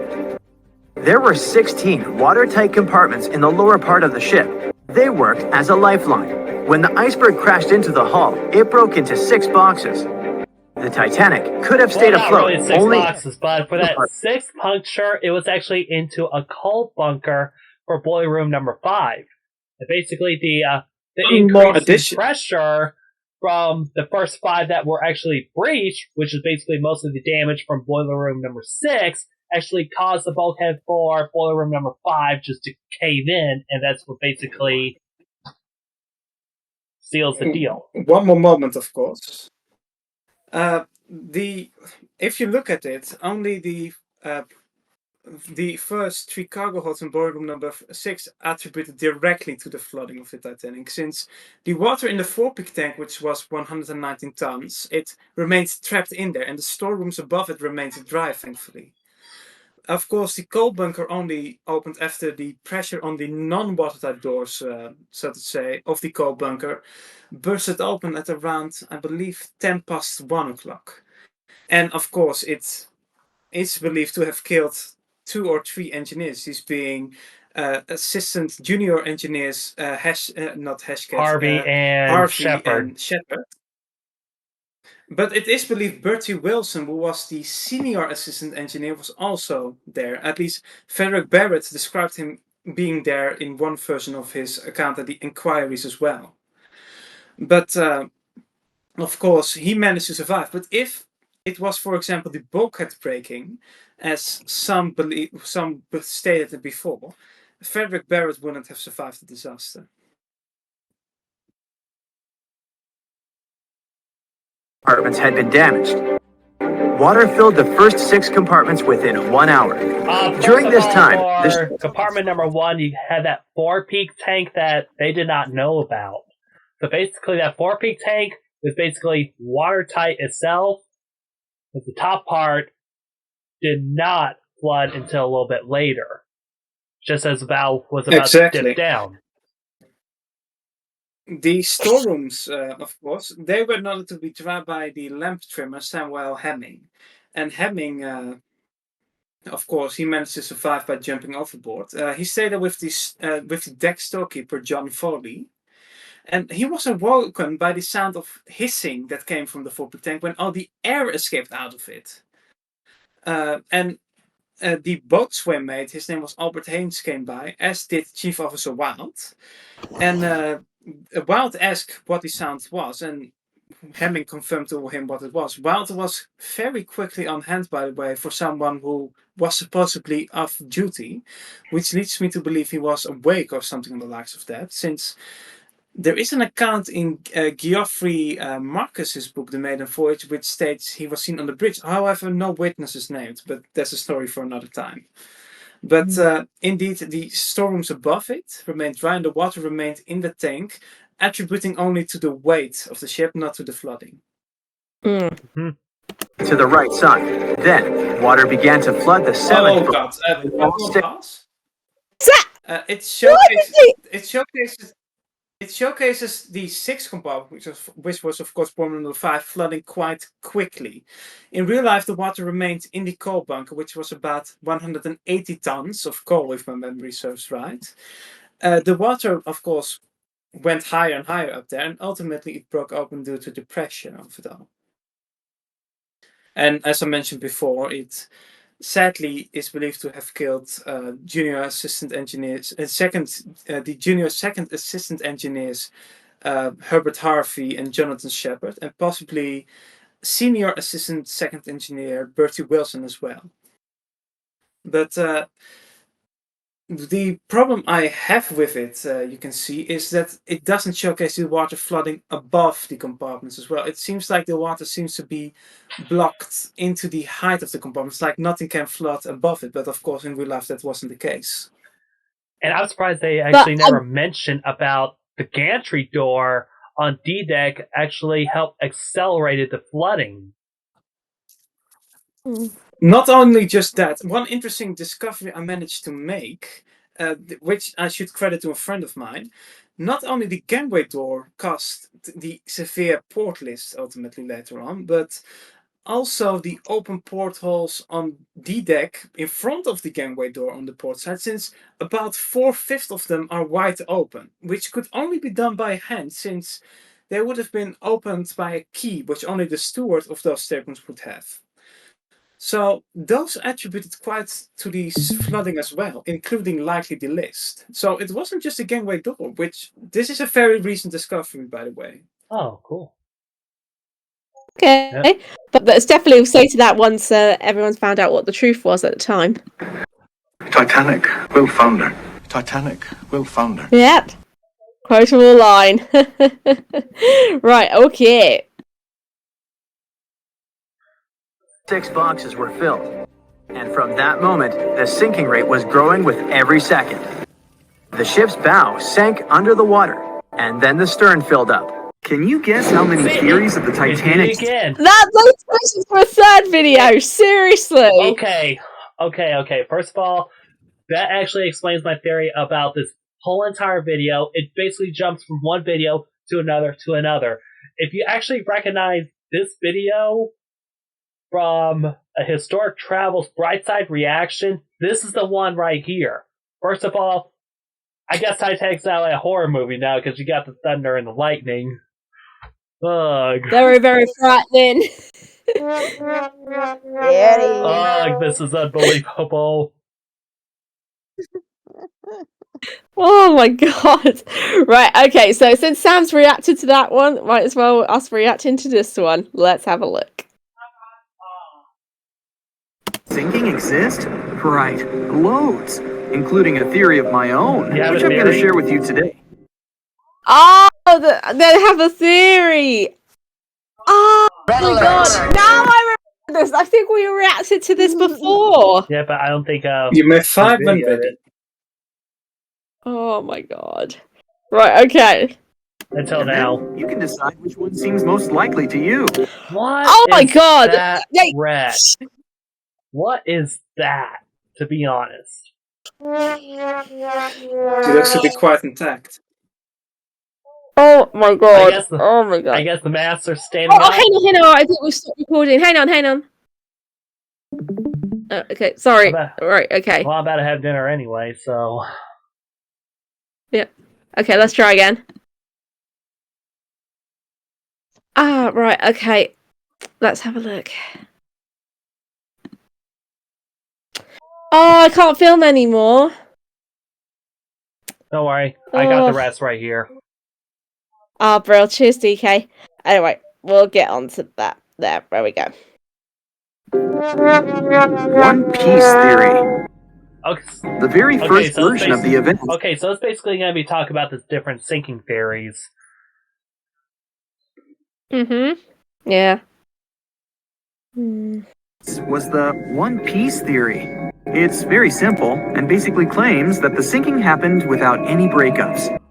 2:15 a.m., the ship collides with an iceberg. 2:18 Wait. a.m. What? 2:15, it collided with an iceberg. That's what they said. Brightside logic. Without Let's any have a look breakups. again. 2:15 a.m. Yeah! the ship collides with an iceberg. Minutes. 2:18 a.m. the light. God! Okay. I guess they just butchered a theory, first of all. Gentlemen, it has been a privilege playing with you tonight. Yeah, true. Actually, for this one, it's pretty What much... the hell? Gentlemen, it's been a privilege being here with you tonight. Well, actually, ladies and gentlemen. Alright. We cue the music. No! Let me cite one thing in advance. The reason why the Titanic was thought to have sank in one piece at the inquiries was because, despite there being more witnesses who said that she broke apart, I believe it were about 13 people. It could be around 12 as well, but 4 people said that she sank intact. They stated specifically. These were Second Officer Lightholder, who I believe was really convinced that she sank intact, since in private he told the same story to Jack Taylor on board the Oceanic in August 1914. Then you have the second witness, which was Third Officer Pittman. Then you have Hugh Wooner, who was in Collapsible Angered Lifeboat D. And lastly, you have trimmer Paddy Dillon, of course, Thomas Patrick Dillon. When Colonel Archibald Gracie also said that the ship did sink intact as well? I believe he did so in his book, but at the inquiries he didn't specify that. I know, I haven't read it yet, but I got his testimony book. Yeah. The Truth About Titanic. Yeah, I own Colonel Gracie's book. I officially said it, but we will go into that at a later date, I think. Right. That's what I watch this theory. He didn't give any details whenever you... Yeah. Well, Right. at the inquiry, he didn't specify that she broke intact. He said, I was on the raft, which I will speak of all night. There was sort of gulp and something occurred behind me. I suppose that was where the water was closing up, where the ship had gone down. But the surface of the water was perfectly still, and there were, I say, this wreckage and these bodies, and these horrible sounds of drowning people and gasping for breath. He didn't specify it at the inquiry, at least. Right, okay, we've got 9 minutes in. We'll try and see if we can make it to the end. Yeah. We'll try and make it to the end. Lights go out. The ship reaches an angle of 45 degrees and then quickly begins its final plunge into the ocean depths. 2:20 a.m. Only about 3 minutes later, the RMS Titanic. Okay. It sank in one piece. Okay, so I guess That's not how it's sunk. I guess they did butcher a theory. Struck an ice at 15, and if they would have sank like that, it would have been one of the most shortest sinkings, just basically in history. Let us give them the benefit of the doubt that they typed in the wrong time. It should be 11:40. True. But and of course, and there will be little to no survivors. Like if they managed to pull a miracle and get a lifeboat off or something. Yeah, I doubt it as well. Plus, there would be no distress call being able to send. True. Titanic disappears under the surface of the ocean for good. The liner doesn't break. It just goes down as a whole piece. Oh, for God's sake. Of course, this is only a theory they're bringing up, but as mentioned before, there were, of course, 4 witnesses who recalled she sank intact. No goose. Well, I believe... Well, 13 people... 13 people, of course, at the inquiries, both the British and American inquiries, said that she, so to say, broke in two. And the majority, about 90%, speaking on the top of mind, which are about 90 witnesses, didn't recall if she sank intact or broke in two. It's a very interesting matter. I have a very good article which goes into detail about it, written by Bill Wormstead, which I would gladly send for anyone who wants to read it. But it concludes whenever people were of the opinion that she sank intact, or how to say it, whether it was said at inquiries or not. Oh, yeah. Right. Let's see. Of course, this can't be true. In April 1912, Titanic was not only the largest ship in the world, but also the largest ship ever built. It's hard to believe that such a heavy vessel could have gone down without breaking. That's just impossible. Well, I mean, you can't blame the theorists. Before we found the wreckage, there were no other theories. Wait a minute, or were there? The day after the disaster, the survivors gave their interviews. They talked about what had happened, and some of them claimed that the ship had actually broken in two. Right, okay, cool. Let's do this. Let's do this. Let's do this. Let's do it, people. Right, okay.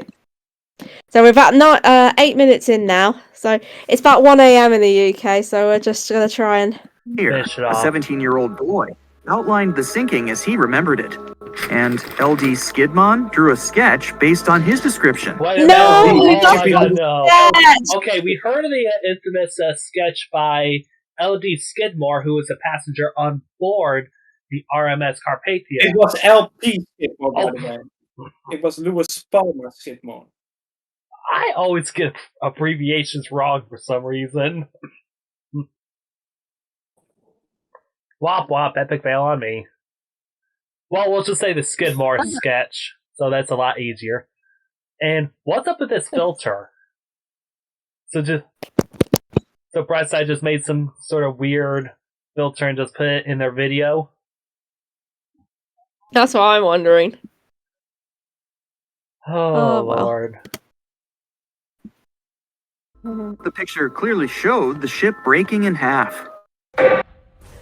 And ad. This is an emergency. That man is trying to kill you. And skip.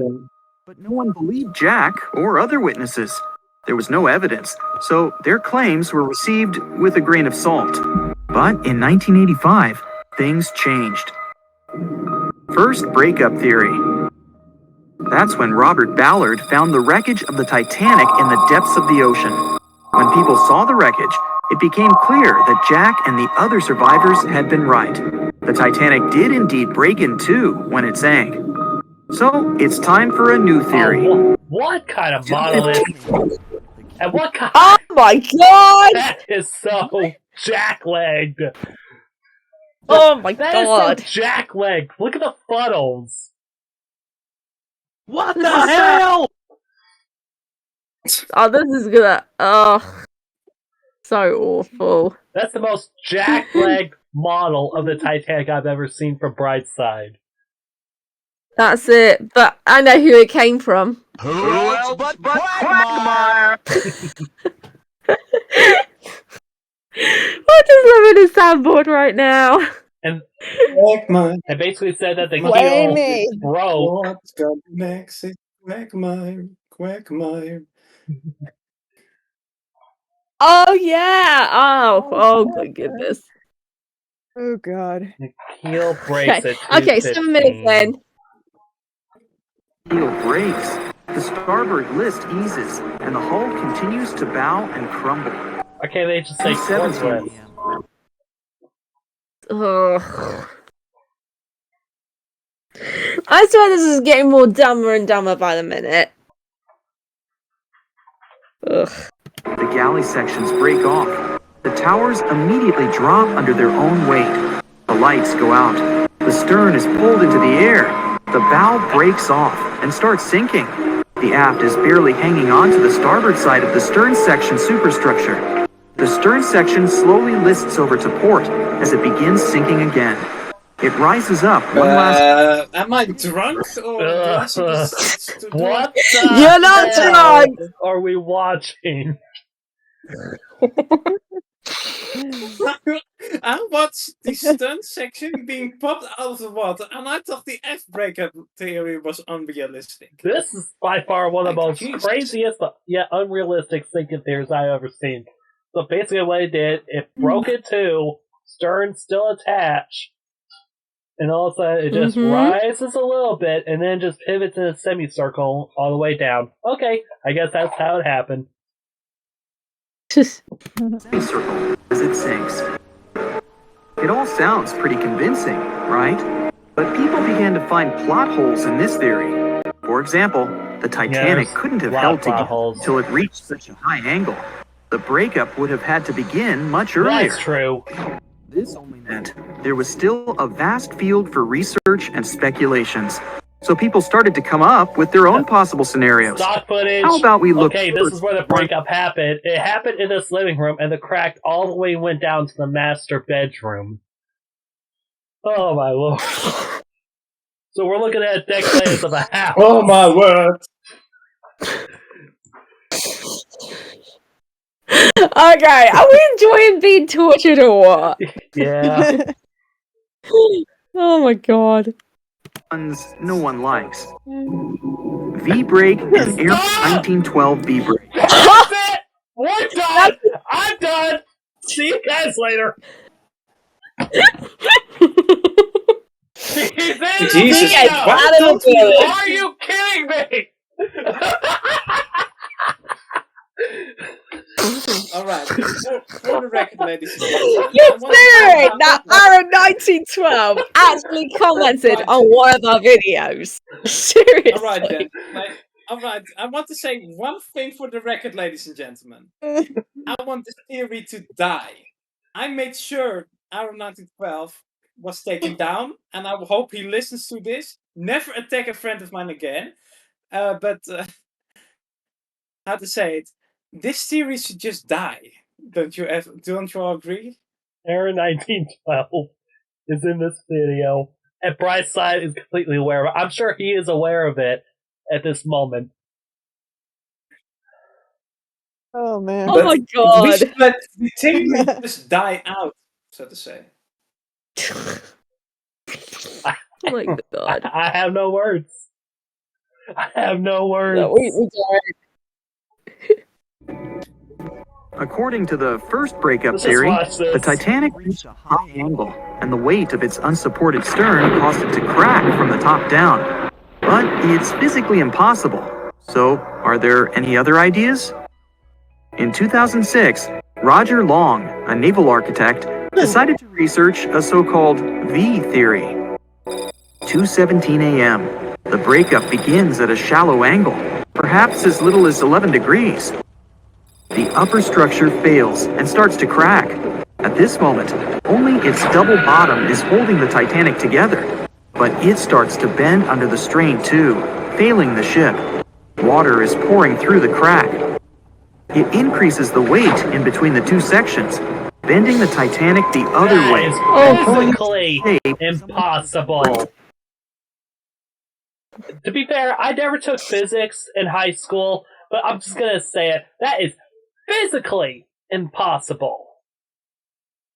It is impossible, isn't it, when you think about it? It makes me wonder myself, did the Carl D. Bradley ever broke up in a V shape and then it sank? Of course we're going off. Of course now I'm thinking about the Great Lakes freighters already.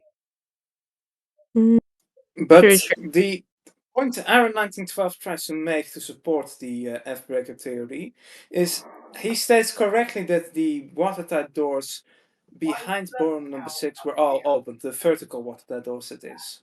And he believes they never closed at all. However, even if they did not close, since for those unaware there was a float beside it as a failsafe, if that float was flooded, it would close automatically. But in the theory, it doesn't make sense at all, since he claims the water moved freely about in the bow section, which is rubbish.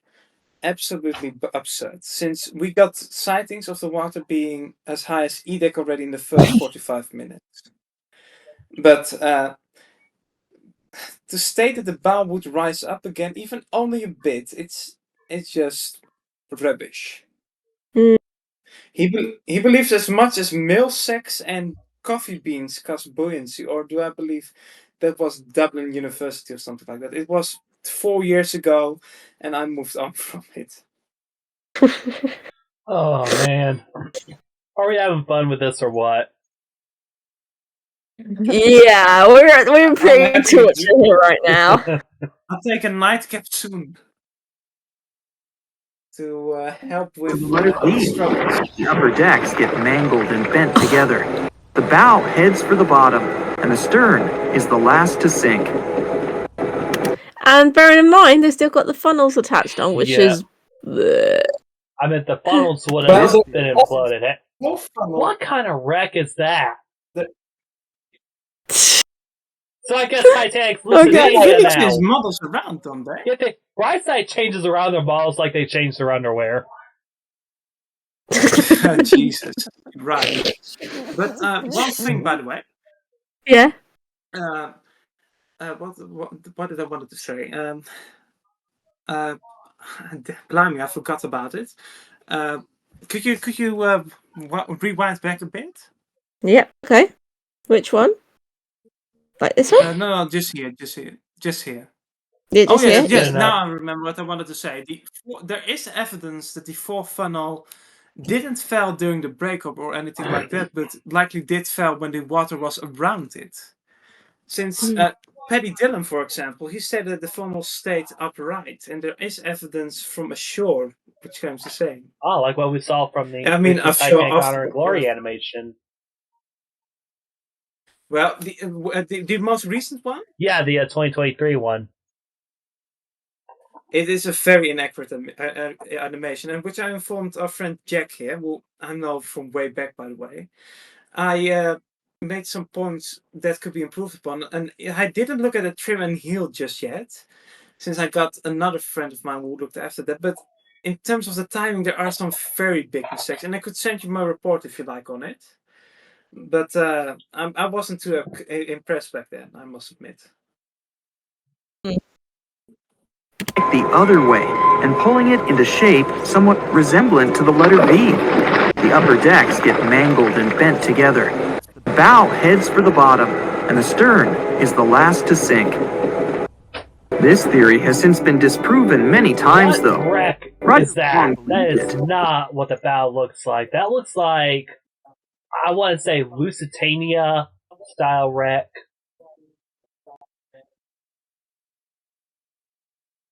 Oh my goodness. Oh my goodness. Oh my goodness. Because the broken edges of the upper decks and the Titanic's bow section were all mangled and crushed.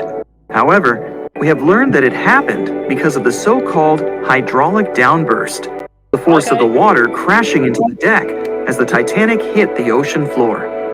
If you think about Another it, that's like view- the draft of the NASCAR stock car just flying by you. Like, a single one is no problem, but if you have like 40 other cars, yeah, you would feel that draft. That's basically a good representation of what that hydraulic downburst is. True. States that the bow had risen out of the water after the break. This theory was mainly peddled by one former Titanic enthusiast. But not only has this theory been proved to be physically impossible That's like me due to playing the with a bow's pocket incredible knife right there.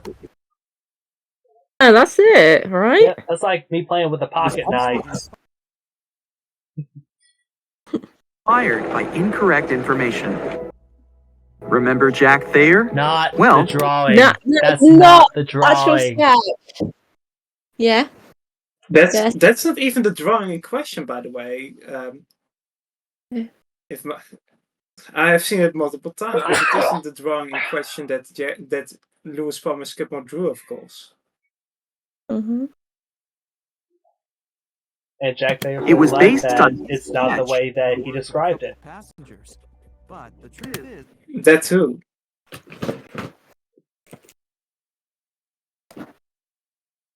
And why is the stern wreck so low down into bed floor?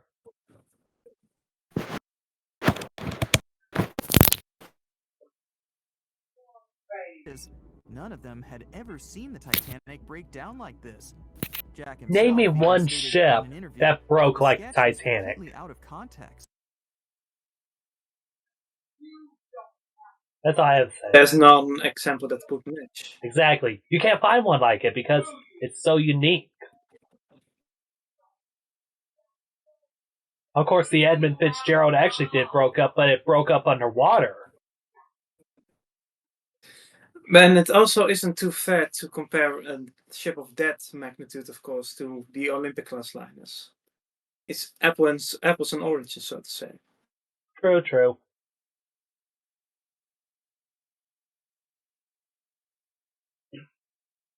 To what he had actually seen. It was drawn by a passenger on the Carpathia, the ship that received the Titanic's distress signal and came to its aid. It couldn't be used as evidence. Now that we know this, let's move on to the theories that most people believe in. James Cameron's banana peel theory. Okay, so we're going there. Who We're hasn't going seen there. the legendary Banana peel theory. Okay, I think I know what he's talking about. So, he actually basically described it in his 2012 documentary. So, let me actually turn on the camera real quick. Okay, so what basically is basically during the final moments of the sinking, when the ship did break up, and of course I got my breakup model because this is the most accurate representation. It starts from the top deck, work its way down, and it basically, the star would basically fall back. Well, it didn't fall back harshly like it did in the 97 movie.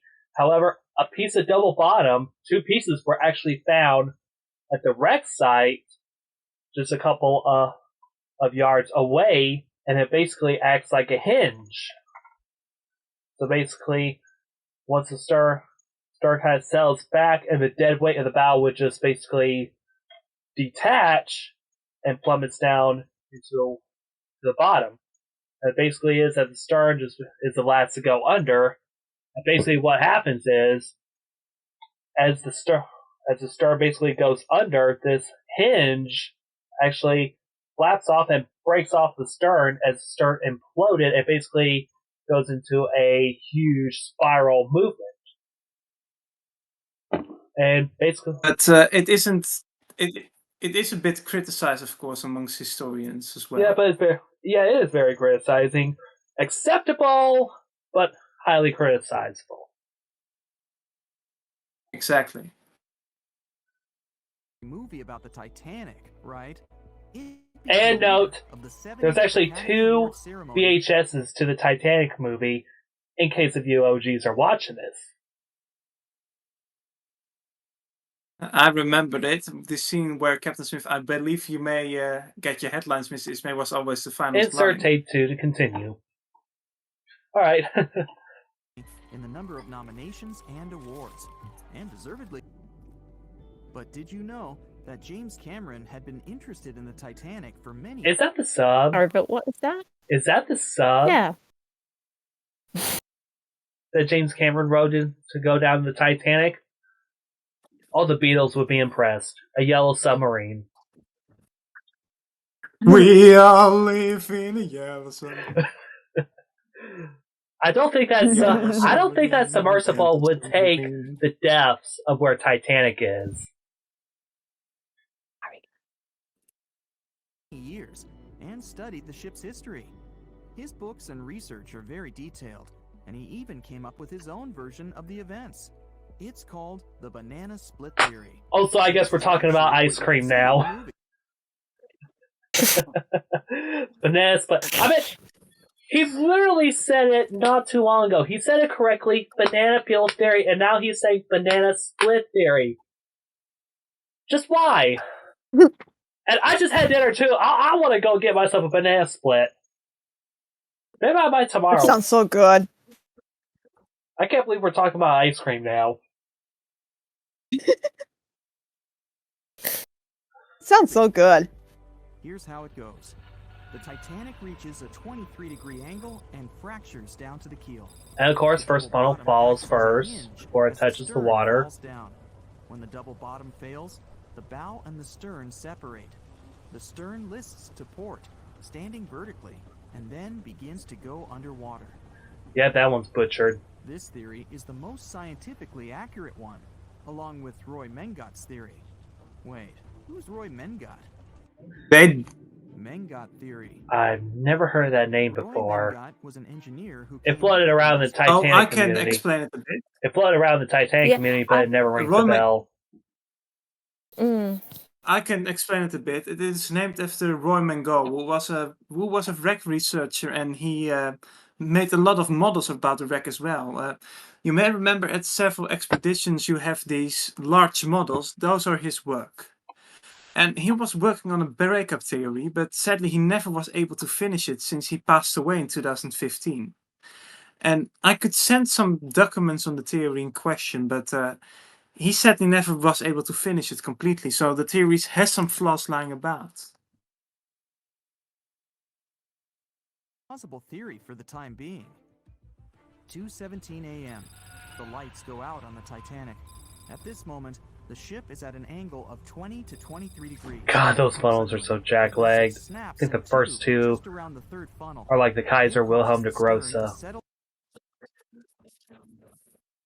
Into the water. The keel fails first. The draft and lower hull are crushed and break apart. Water surges into the bow and stern of the ship through the huge cracks, causing the bow section to sink beneath the waves. The stern rises up to the angle of 70 to 90 degrees, and then it sinks too. This theory seems to make the most sense, but it's quite controversial. The survivors who saw the breakup stated that the stern had settled back with the bow completely missing. Mengat's theory, however, contradicts that statement, while James Cameron's scenario takes this into account. Are you thinking what I'm thinking? The truth must be somewhere in the middle. My version. Oh, great. Now we're going in. As promised. Oh, God. Who's this narrator, to be honest? Who's this narrator, to be honest? He's getting paid for it. And look, we're about into the final 2 My minutes. version of the events. Well, it's not really my theory. More like a combination of Roy Mengat's and... Here's my theory, but yet it's not mine, but it's a combination of so-and-so's theories. Jeez. Cameron was right about the breakup. 2:17 a.m. The ship is at a high angle. The lights go out. Then it snaps into two pieces. The bow starts sinking. The double bottom is still attached to the stern for a minute or so. Once the double bottom fails, the two parts separate and the bow goes down. Then, as Mengat said, the stern rises up at a high angle, and then it begins to sink vertically. It might have actually happened because the survivors stated that they had seen a clean break. This means it couldn't be hidden. And they had also seen the stern staying vertically in the air for a long enough time, probably a few minutes, before disappearing. Anyways, all of these are just speculations. Regardless of how the Titanic broke apart and sank, it was a great tragedy. It's already been 110 years since the Titanic collided with an iceberg and sank. Did you know that in 2022, the Blue Star Line Company is completing the construction of an exact replica of the Titanic? No, not true. Called the Titanic II liner, the ship will be sent sailing along. That's not gonna happen. I'm sorry. Let's hope that everything goes well for them. That's it for today. So hey, if you pacified your curiosity, then give the... Well, thank God. Thank God that's over. He survived. Everybody okay? Yeah. Well, thank God that's over. What do I think of... Well, I could use a drink. I could use a stiff one, to be honest, after having to endure this one. What do we really think about this video? And oh Lord, It is sad. How many views does this video has? Yeah, let's take a look. Well, I'm seeing 17,000. Yeah, it's 17,000, and it was posted 5 days ago. And basically, like I said, what they just did was look at this subscribers count. And look at that, 44.5 million. for Brightside. Basically, I don't know how they did it, to be honest. 490 likes. And 400 It now. seems like a bit. And I can I guarantee you, doubt that the number of subscribers is real or something like that. if you think, to put this into perspective, how many subscribers does Mr. Mike Brady have to this date? Because Sam's at 133,000 as we speak.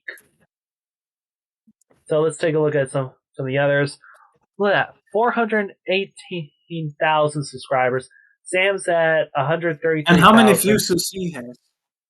And for views for Mike Brady, Look at the views.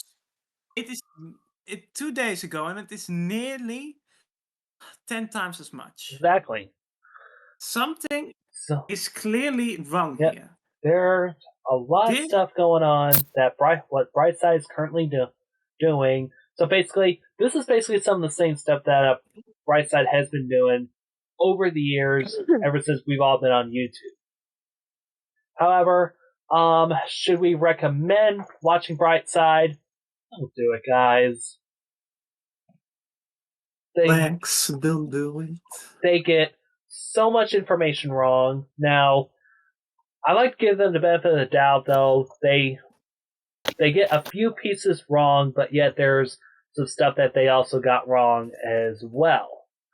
So it's basically like half and half there. So all I have to say is just be careful watching their videos, because one, Brightside tends to be basically contradicting what they say. Of course, saying banana peel theory, then all of a sudden, a couple minutes later, say banana split theory, and that's like, are we talking about ice cream at the moment? So, yeah, for Brightside, don't watch, please. If you're subscribed to them, please unsubscribe them. I doubt, based on those viewings, I would doubt that they even have as many real people subscribed to them. Yeah, Clearly, something wrong. Yeah. I mean, basically, if you think about it, Brightside's major audience is possibly, misinformed people, or basically subscriber bots, or possibly one or the other as well. Well, basically, all the subscribers that we get are basically very real people as well. And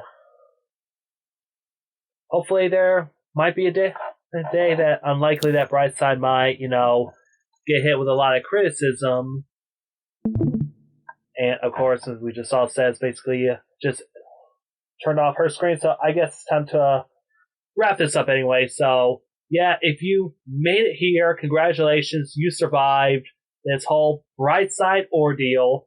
Now, I know I said a few times, we apologize if there were any technical difficulties during this whole entire thing. Sorry if there were any interruptions. Life happens outside of here that we're all a part of. So it is what it is. So if you like to see more of these, hit that subscribe button down below. Also, give this video a like, share it to your friends. And also, if you watch this video but not subscribe, consider hitting that subscribe button, but also tap that bell for post notifications. You'll be notified every single time it says either upload or does a live stream. And basically, live streams are basically on Fridays, so feel free to come on board and check out the streams there. And also, we have a Discord server as well. Check it out down in the description below as well. And I think this concludes it. So, it's time to wrap this up. So, thank you guys for watching, and sorry that you had to deal with myself for a change this time around for closing out. So, y'all take care, and don't be misinformed.